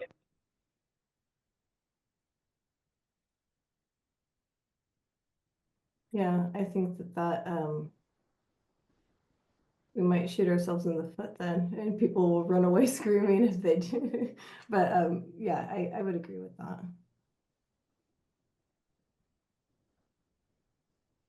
All right. Rebecca, you can certainly choose to vote any way you want, but hearing no further discussion. Steve Constantine, aye. Julie Dreyfus, aye. Diana Hook, aye. Rebecca Honeywell, aye. Carol Beardsley, aye. And I need Like to to make nominate. a motion. Go ahead. Excuse me? No, I was gonna say, go ahead. Daryl, are you gonna Okay. nominate for the vice chair? Yes, I was going to make a suggestion. And then Diana can ask her question. I'd like to nominate Steve Constantine for vice chair position. So Okay, moved. I'm making that motion. seconded. Discussion. Discussion time. Steve, you are open and willing? Yeah, I'm fine with that. That's, Okay, Okay, any further discussion? Hearing none? Steve Constantine, aye. Julie Dreyfus, aye. Diana Hook, aye. Rebecca Honeywell, aye. And Daryl Beardsley, aye. And so, Hey, Julie, yeah, why don't we go through? So we need to confirm routine appointments. can I have a motion to confirm the appointment of Mark Oram as health agent? So moved, So moved. or seconded Second. then. Hearing no discussion. Steve Constantine, aye. Julie Dreyfus, aye. Diana Hook, aye. Rebecca Honeywell, aye. Thank you. Darrell Beardsley, aye. Oh, sorry, Darrell. We Thank didn't you. ask if you were willing, Mark, because we want you to do it no matter what. Thank you. And I appreciate it. Thank you very much. I move to appoint Tom Curran as our food inspector. So moved. Or seconded, I should say, seconded. Third, Should I have called him Thomas? Should I I have, think it's should I okay. have formal names? Thomas. Friendly amendment minute maker, please note that is Thomas Curran. Um, Hearing no further discussion. Steve Constantine, aye. Julie Dreyfus, aye. Diana Hook, aye. Rebecca Honeywell, aye.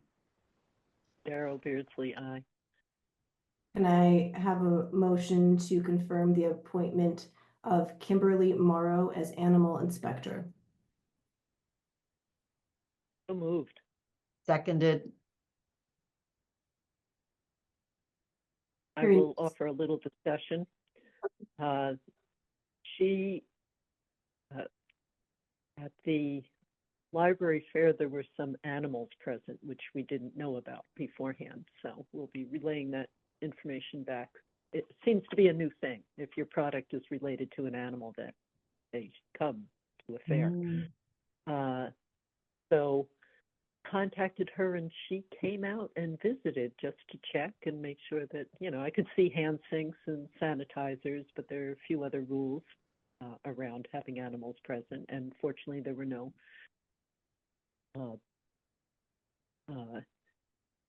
birds or waterfowl present. So in terms of the risk of avian flu, so that wasn't an issue. But she gets involved when it's needed and in a very nice way.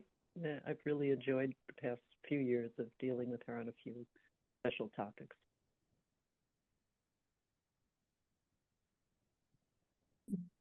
Hearing no further discussion. Steve Constantine, aye. Julie Dreyfus, aye. Diana Hook, aye. Rebecca Honeywell, aye. Darrell Beardsley, aye. Do I have a motion to confirm the appointment of Jacqueline Morris as burial agent? Jacqueline Morris, our town clerk. So moved. Seconded. Hearing no further discussion. Steve Constantine, aye. Julie Dreyfus, aye. Diana Hook, aye. Rebecca Honeywell, aye. Darrell Beardsley, aye. Can I have a motion to appoint Jean Greco as our health? Do we still use that term, health clerk or assistant administrator? She's I- administrative assistant, yeah. Administrative assistant, I'm sorry, what did I say? Okay, I'm going to rescind that motion and revise it to be more accurate. Can I have a motion to appoint Jean Greco as the administrative assistant? So moved. Seconded.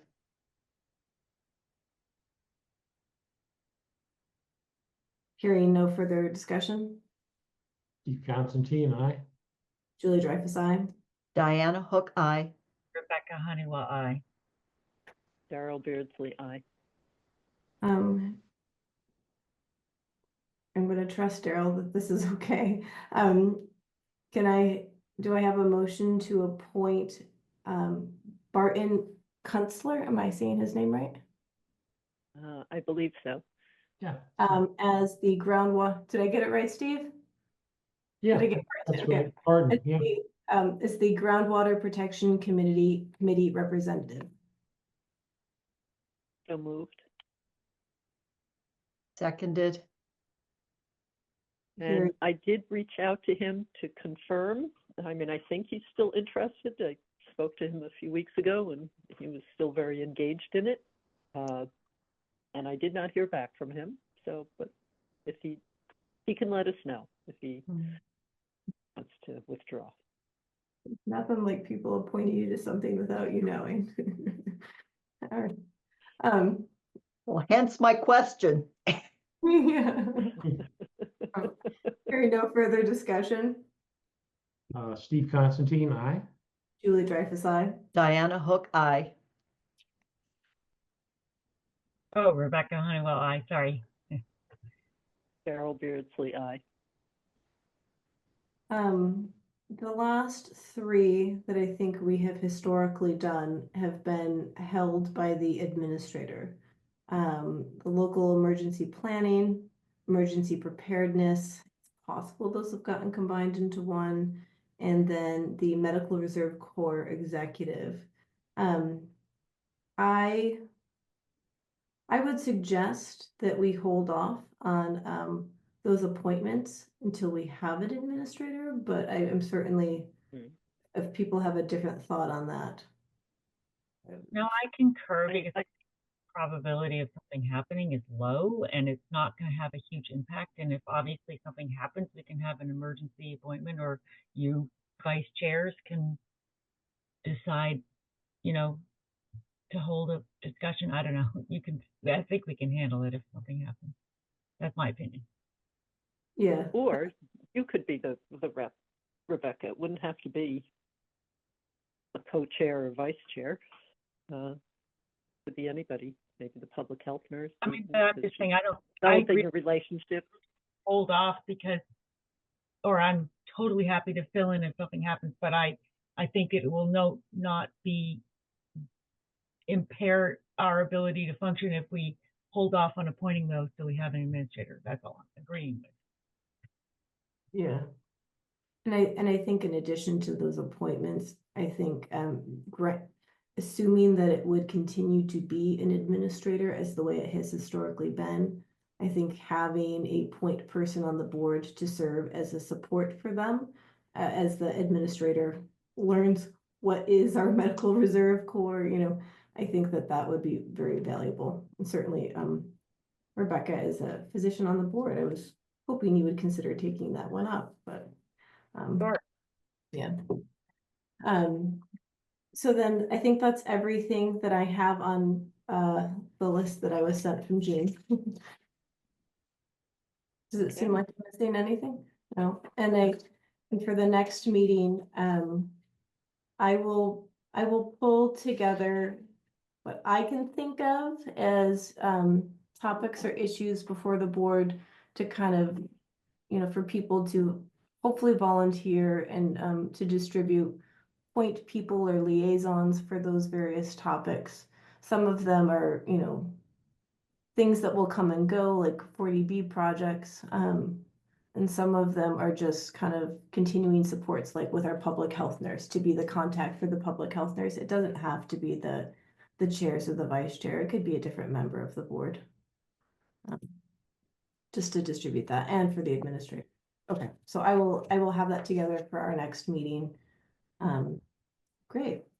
If we have, I have a subject that I'm very interested in. I was wondering, do you want me to just email you, or do you want my Please. request on the I agenda? would, please, if people have particular subjects that they want to address, please send me an email and I will add that to the list. I'm going to compile it into like a spreadsheet. It's getting long. It's kind of intimidating, guys. But certainly, please, email it to me and I'll add it in, and then this will be and hopefully everyone will be able to take a look and then think about kind of where their comfort level is, where their skill set is, where their interests lie, to kind of do that. So we can kind of divvy that up. And again, hopefully a lot of this will be for the benefit of a new administrator. Okay, minutes, or do you want to do food appointments or food permits? Why don't we do food permits? Yeah, Or- we'll yeah. do food permits. I'm going to try and group them, so hopefully I'll get this right, so we can All right. reduce it a little bit. Why don't you go ahead with that? These have all been reviewed under number 1. They've all been reviewed. For 2, were ratifying because they had to have been done for events that have already taken place. And they were even though the permit application should come in a recommended 30 days before the event, that doesn't always happen. So that's why they end up getting reviewed by the food inspector in between. In any case, so we have 2 annual permits for renewal for 2025, one for TC Scoops, mobile ice cream vendor, and the other for Sweet Meadow Farm annual permit. So do we have a motion to approve those? So moved. Seconded. Either way. Okay. Any further discussion? Hearing none? Steve Constantine, aye. Julie Dreyfus, aye. Diana Hook, aye. Rebecca Honeywell, aye. And Daryl Beardsley, aye.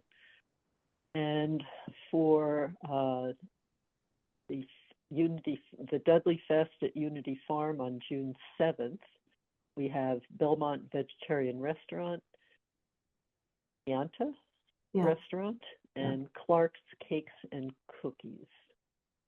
And so do we have a motion to approve those permits conditional to compliance with all applicable regulations? Yes. So moved. Seconded. Any further discussion? Hearing none? Steve Constantine, aye. Julie Dreyfus, aye. Diana Hook, aye. Rebecca Honeywell, aye. Daryl Beardsley, aye. And then for the Farmapalooza event at Silverwood Farm on June 1st, there are permits for Eastleigh Farm ice cream and Nutty Bird granola. And so do we have a motion to approve those permits conditional to compliance with all applicable regulations? So moved. Seconded. Further discussion? Hearing none? Steve Constantine, aye. Julie Dreyfus, aye. Diana Hook, aye. Rebecca Honeywell, aye. Daryl Beardsley, aye. And then for ratifying permits for the DS Middle and High School event on May 18th for Snappy Dog's mobile food vendor, and then for an event at Silverwood Farm on May 17th, Ben & Jerry's catering ice cream vendor. So do we have a motion to approve, or to ratify those permits? So moved. Seconded. Any further discussion? Hearing none? Steve Constantine, aye. Julie Dreyfus, aye. Diana Hook, aye. Rebecca Honeywell, aye. Daryl Beardsley, aye. And then there is the permit for this season for the recreational camp for children at Sweet Meadow Farm. And both Tom and Gail, the public health nurse, reviewed information pertaining to approval of this permit. And so they're recommending approval. So do we have a motion to approve that permit? So moved. Seconded. Any further discussion? Hearing none? Steve Constantine, aye. Julie Dreyfus, aye. Diana Hook, aye. Rebecca Honeywell, aye. Daryl Beardsley, aye. Julie, do you want to do minutes? Sure. We got through all of those. That's great. Okay, so we are making excellent progress, my friends, between our 2 minutes clerks. I'm very excited. I know that there was a tremendous number of minutes that came forth, and we have more minutes have come in that we'll be voting on the next. I truly think that we're going to be caught up on where we want to be very soon. So we previously had looked at December 4th, 2024. Rebecca, I know you wanted to look at it to make sure that your motion or that your vote was properly reflected. Yeah. Have you sent in those edits? Or was there a change? I only had one edit in all of those minutes. I thought they did a great job. And it's on the February 5th minute. Okay. So extremely small but it was small. Okay, I was gonna go through each set of minutes one at a time. So why don't we start, do I have I believe, I'm sorry, since it was, I believe I sent in, some minor edits for that, but I think, again, it was very small. Mhm.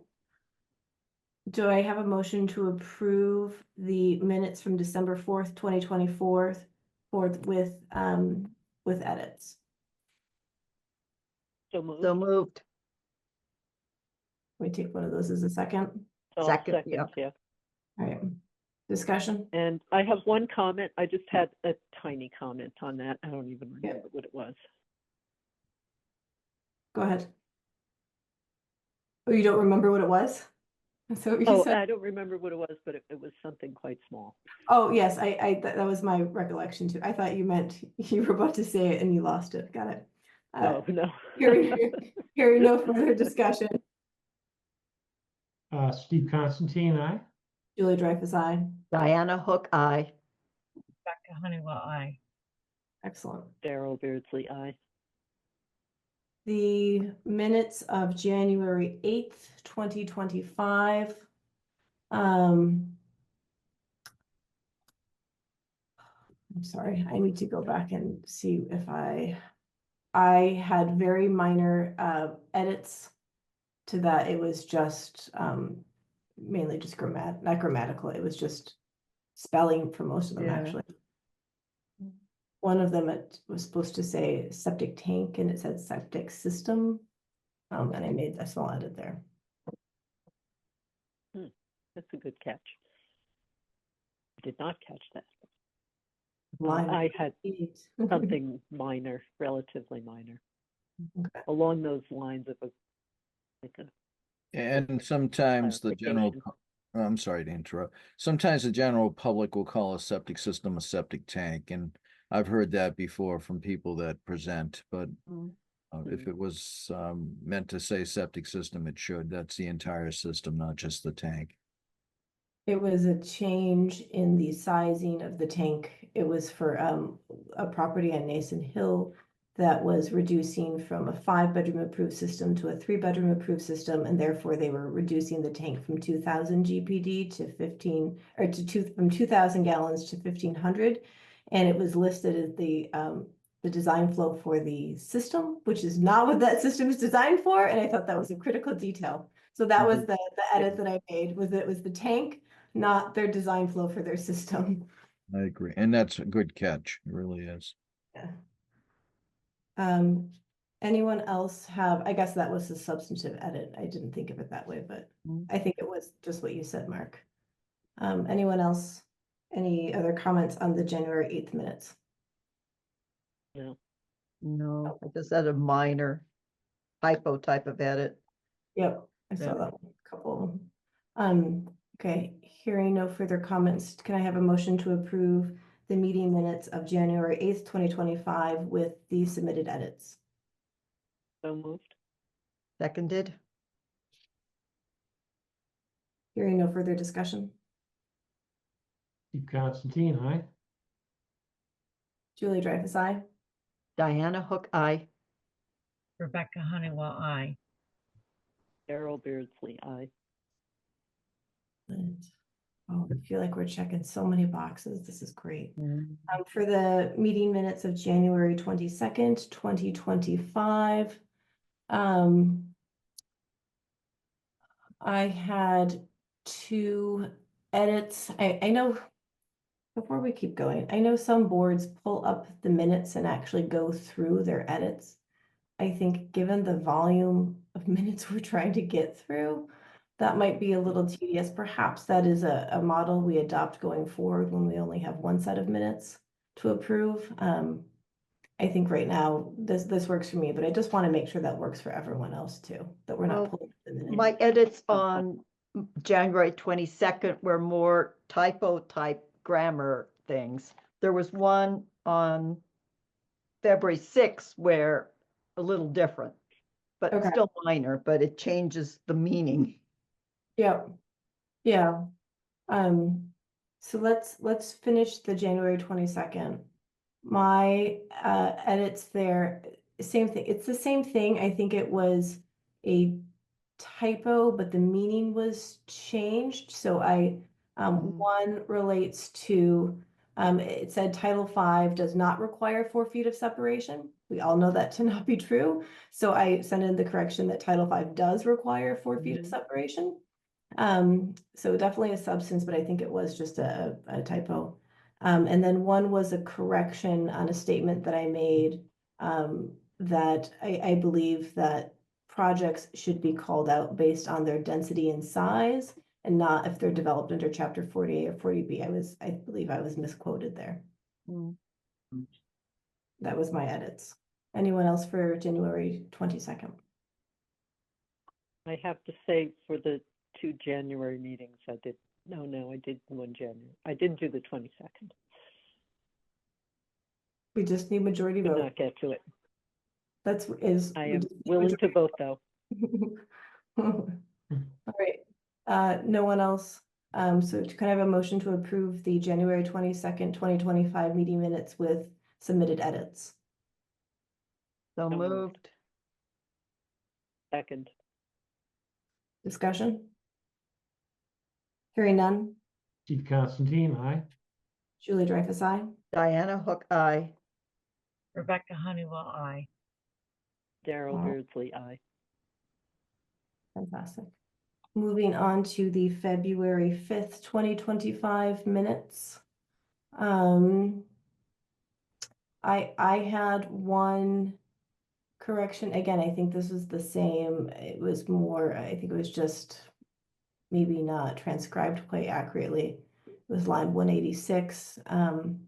It should say, even though the system is not designed for a garbage grinder.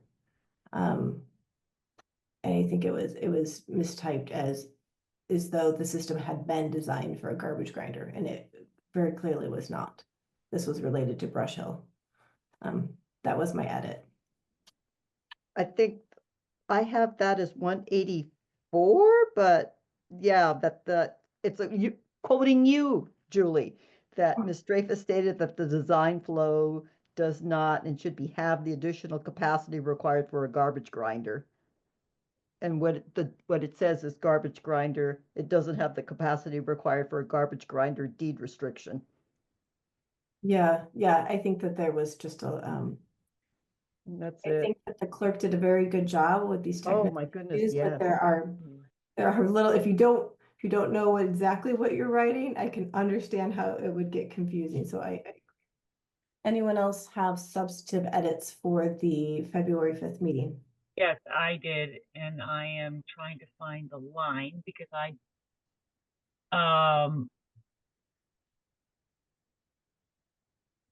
it was the third paragraph, and I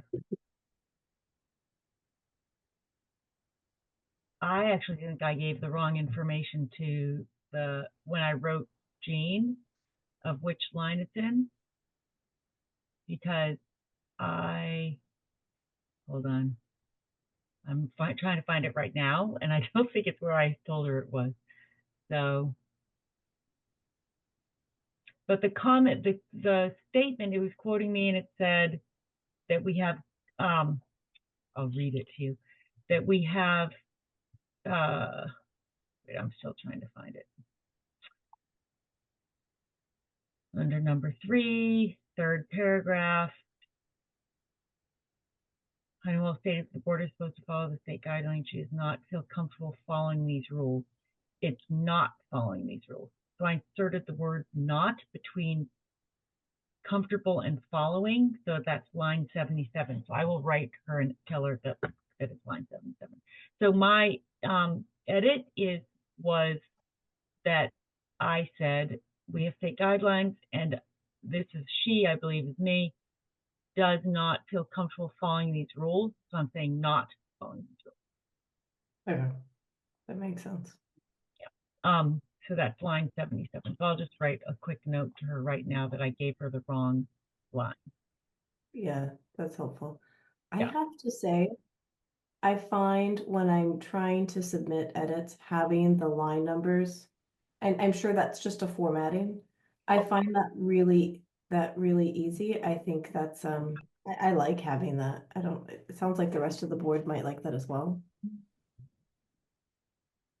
It's easier than, I do track changes, but I know you don't have Word or whatever, so, and the line number would be extremely helpful in that case.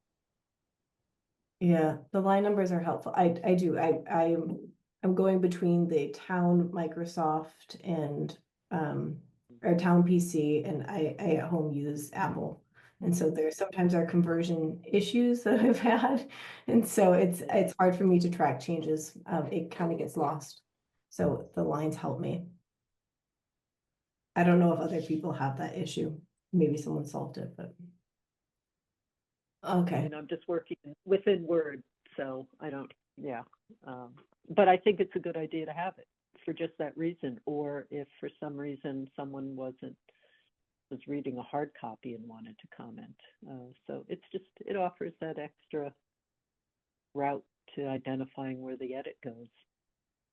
yeah. I like that she does it, and she did it based on her experience doing minutes for other towns. Um, and if there was ever conflicting edits, I don't know if that has ever happened. Know if that's. Yes, I believe in the past it had happened, but we had an extraordinarily experienced administrator, and now we also have the magic of Zoom recordings so that that person can resolve it. Possibly. I mean, it's a little harder for a minutes clerk for whom the Board of Health topics are not as familiar. Yeah, yeah. Okay, so can I have a motion to approve the February 5th, 2025 meeting minutes with suggested edits, with submitted edits? So moved. Second, Hearing no further discussion, Chief Constantine, aye. Julie Dreyfus, aye. Diana Hook, aye. Rebecca Honeywell, aye. Daryl Beardsley, aye. Moving on to the March 5th, 2025 minutes. Now I gotta figure out where I put those.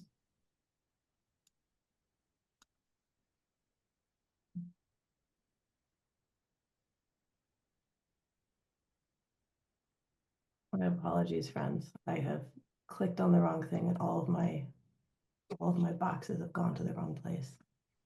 I believe, is that the one that we discussed ADUs? I'm sorry, I'm having trouble finding where I put those. I'm pulling it up now, so. Oh, it's gonna take a second here. And for that, That's the one you had already edited. So I got to read the already edited version. okay. Right, we've had these edits already incorporated by this minutes clerk, which is phenomenal. I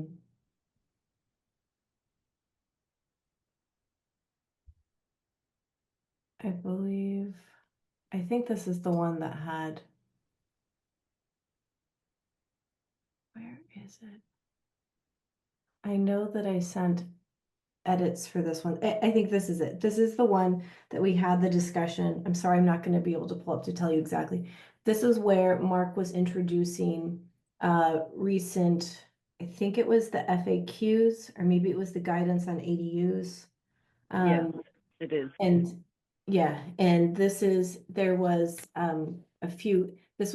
are a few points that Mark had pointed out that I thought were relevant, and I wanted to make sure they were in the record, and so I had added those in. I went back in to listen to the recording again, which I found helpful because I feel like I could listen to the guidance on ADUs 10 times and learn something new each time. And so I had added I don't think I changed anything. I think I added in information based on what Mark had said. That was, I think my only substantive edit for that meeting minutes for March 5th. Anyone else have My substantive? edits were tiny on there. a couple extra words to clarify something. That was it. Oh, and who contributed to the annual report? Mark had also, so I just added that. Anyone else for substantive edits for March 5th? No. So can I have a motion to approve the meeting minutes for March 5th, 2025 with submitted edits? So moved. Seconded. Further discussion? Pete Constantine, aye. Thank you. Julie Dreyfus, aye. Diana Hook, aye. Rebecca Honeywell, aye. Daryl Beardsley, aye. Great. I feel so like we're getting somewhere, guys. Okay, finally, we have March 19th, 2025. I did not have any edits for those meeting minutes. Did anyone have edits, particularly of substance? I had one, I'm not sure how substantive it is. It's page 8. I was called Ms. Constantine instead of Mr. Constantine. Oh, Good. that's, Fair enough. Fair enough. Okay. Again, it's not, I don't think it's a big deal. Did you submit that? Please, you should feel free to submit that. It's okay. It's page 8 in the attic section. I'll fix it. Okay. oh, Ms., I see it now. Oh, yeah. Okay. Oh, I see it now too. Anyone else? I changed should to a could. That was it. It seems like the person doing these minutes have done them before. I mean, they're pretty spot on. Yeah. Mhm. Do I have a motion to approve the March 19th, 2025 meeting minutes with submitted edits? So moved. Seconded. Further discussion? Hearing none. Pete Constantine, aye. Julie Dreyfus, aye. Diana Hook, aye. Rebecca Honeywell, aye.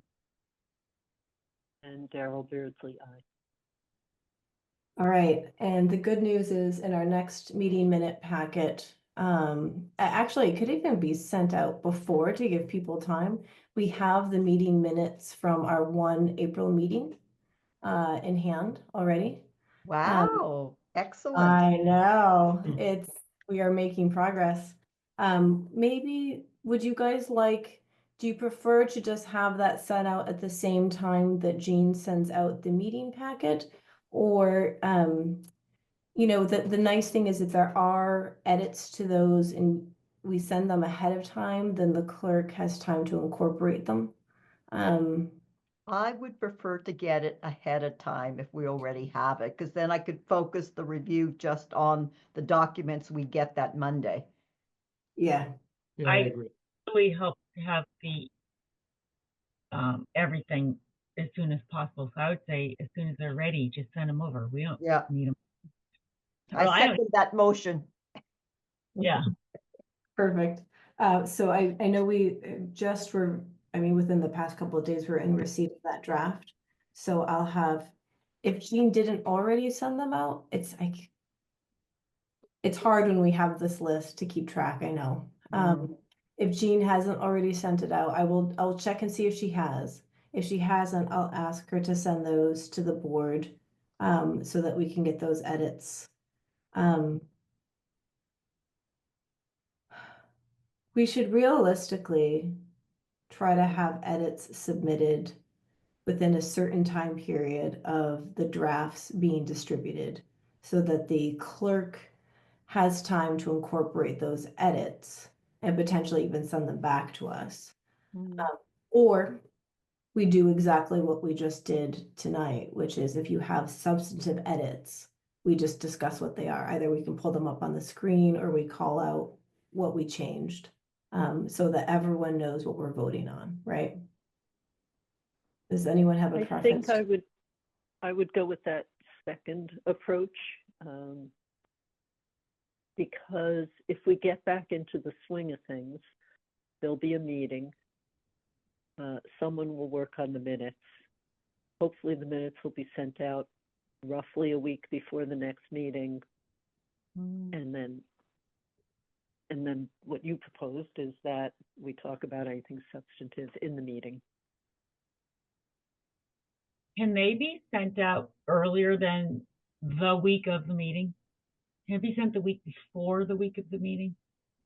Well, Because that's what I meant by a week before, not the week of, but a week before, which Yeah. was in the past approximately the goal, so people would at least have the weekend Mhm. and then the first part of the week to do.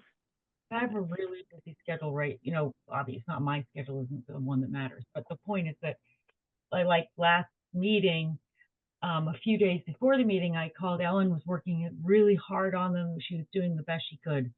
But then they didn't come out until after, by the time they came out, I didn't have time to go through the information.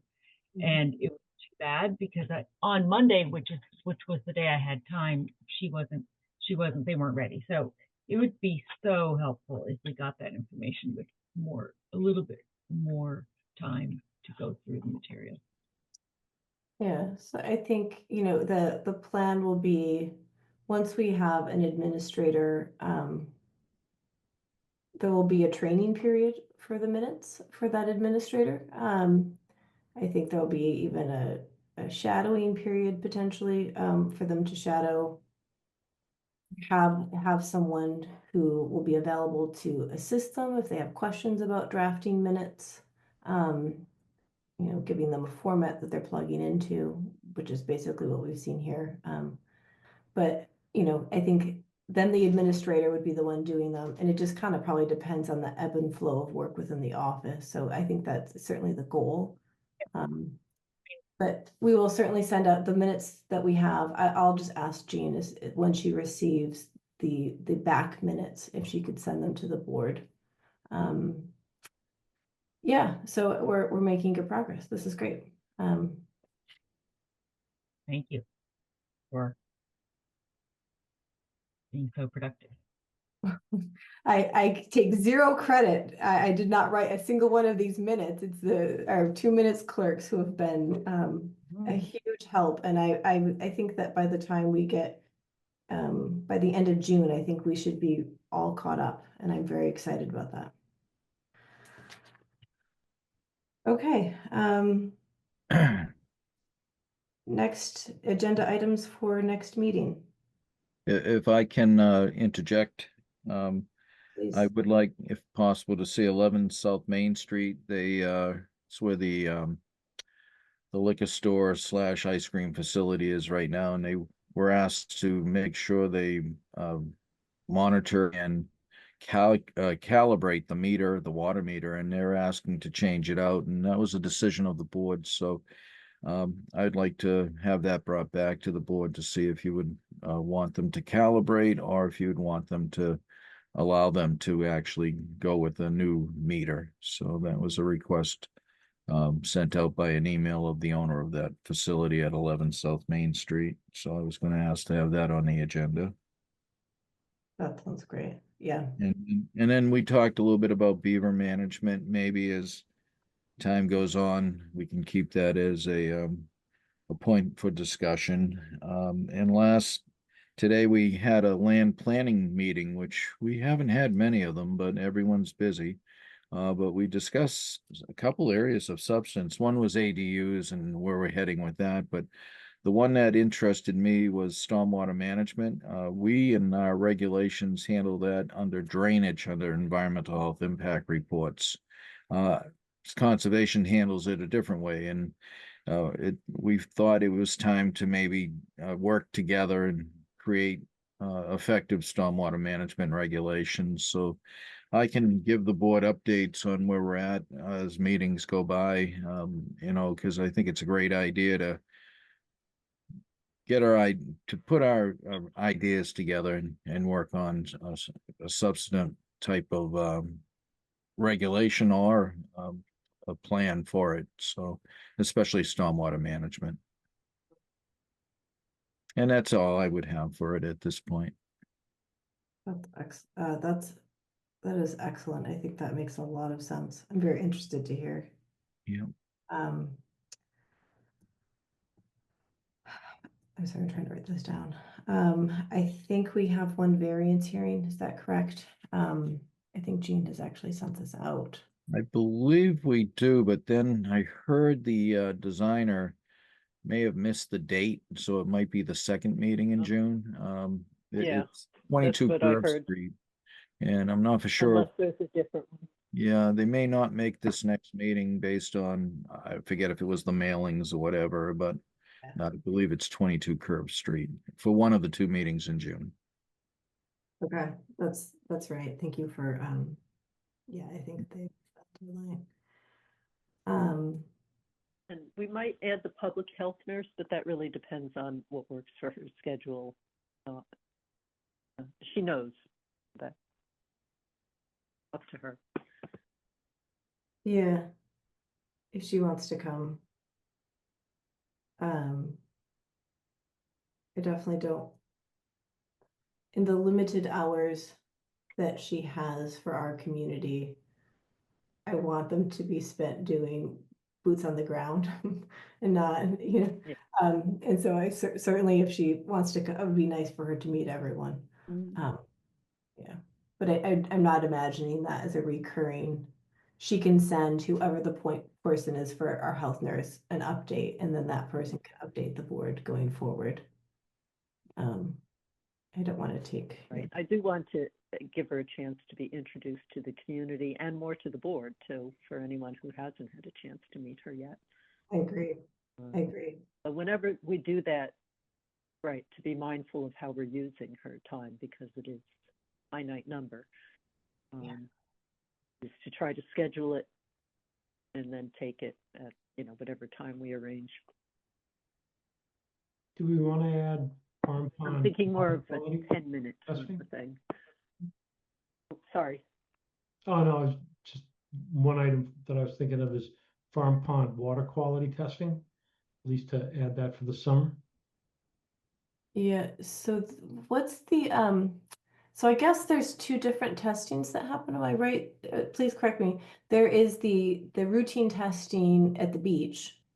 And then there is the testing that the Farm Pond Advisory Committee does as part of the watershed study and in relation to the algae monitoring outside of the beach area, right? Right. So there's two, and I don't know the frequency that they are testing.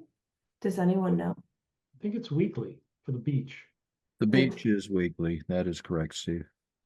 Um, And the For other, bacteria. I'm not sure about the watershed plan, and the algae has been pretty much a responsive test, as in when things are noted, although they did indicate that they did a test earlier in the year just without an algae bloom.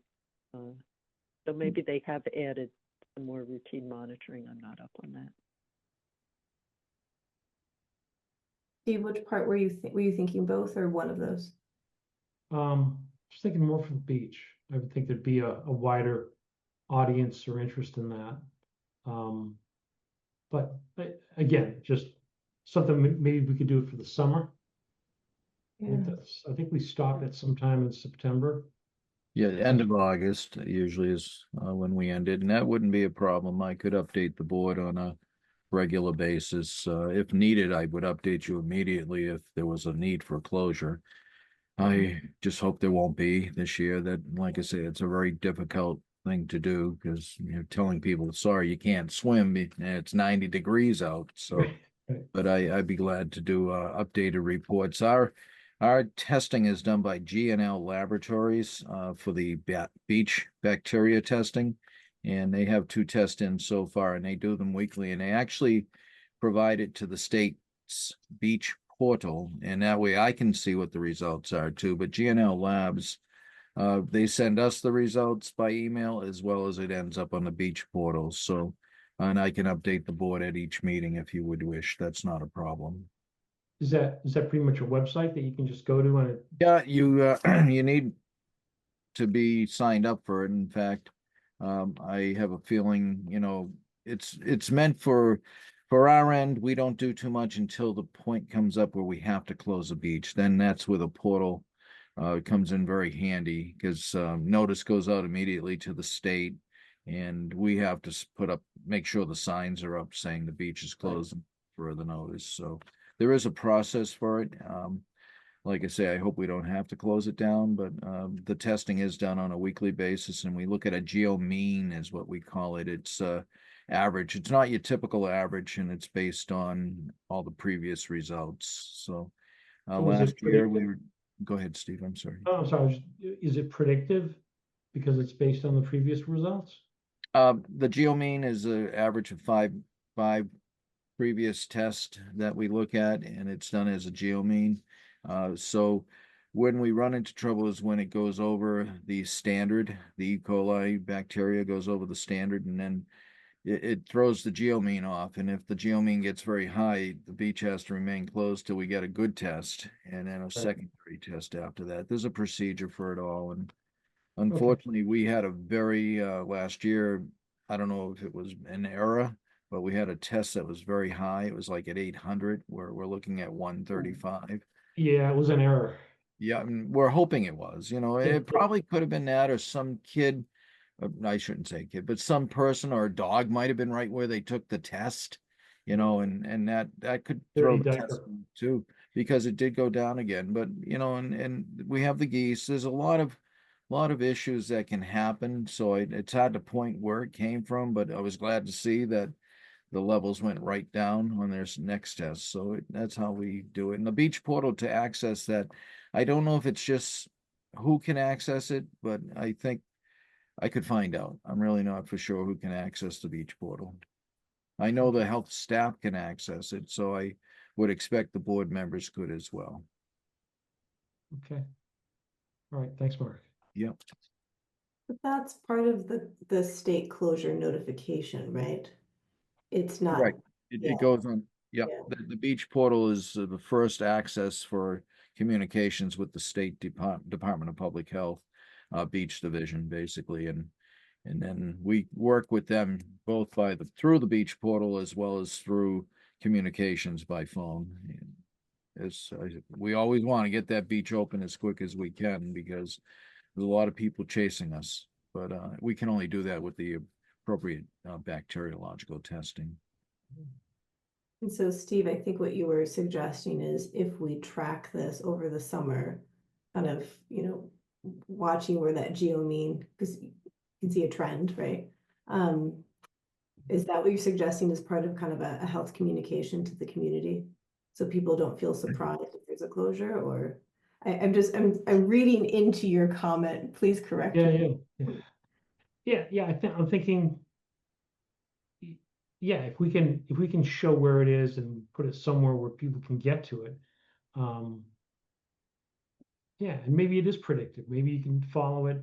But I think what Mark said, taking a look at the beach portal, maybe we take a look at that first and make a decision from that. Because if that's something that's easily accessed, then we could just use that or get some ideas from that. And in fact, if they do have I'm looking at the most recent one that was sent, and it shows the E. coli was at 10. That was our most recent one. And it's a report that maybe we could put on our website as well, and at least if people want to follow it, they'd be more than welcome to follow it as well. They even show the geomean on it, but it's not available right now because we don't have enough samples, enough testing for this year. But they'll start calculating that on the beach, not they, but the actual computer program will calculate that as well. Okay. So it's definitely something that we may want to share and on our website if the board so wishes. At the next meeting, I'll bring up a few of these reports just so the board can see them, so you know how they work and what we're looking at. And we're looking at E. coli as the testing agent, bacteria. So that level, you can go up to 235, and like I say, we're at 10 on the last test. But the geomean can't go past 126, so greater than 126. Excuse me, and that's noted on the report as well. So it's not a bad report, and maybe we can put it on the website. I can ask the state if that's something we can populate on a regular basis on the website. I think it would be very transparent to do that. Okay. All right. Thanks, Mark. I feel like there's a citizen science project in there somewhere. Right? Yeah. With like geese observation. I think we can get some fifth graders involved. Anyway. Anything else for the next meeting?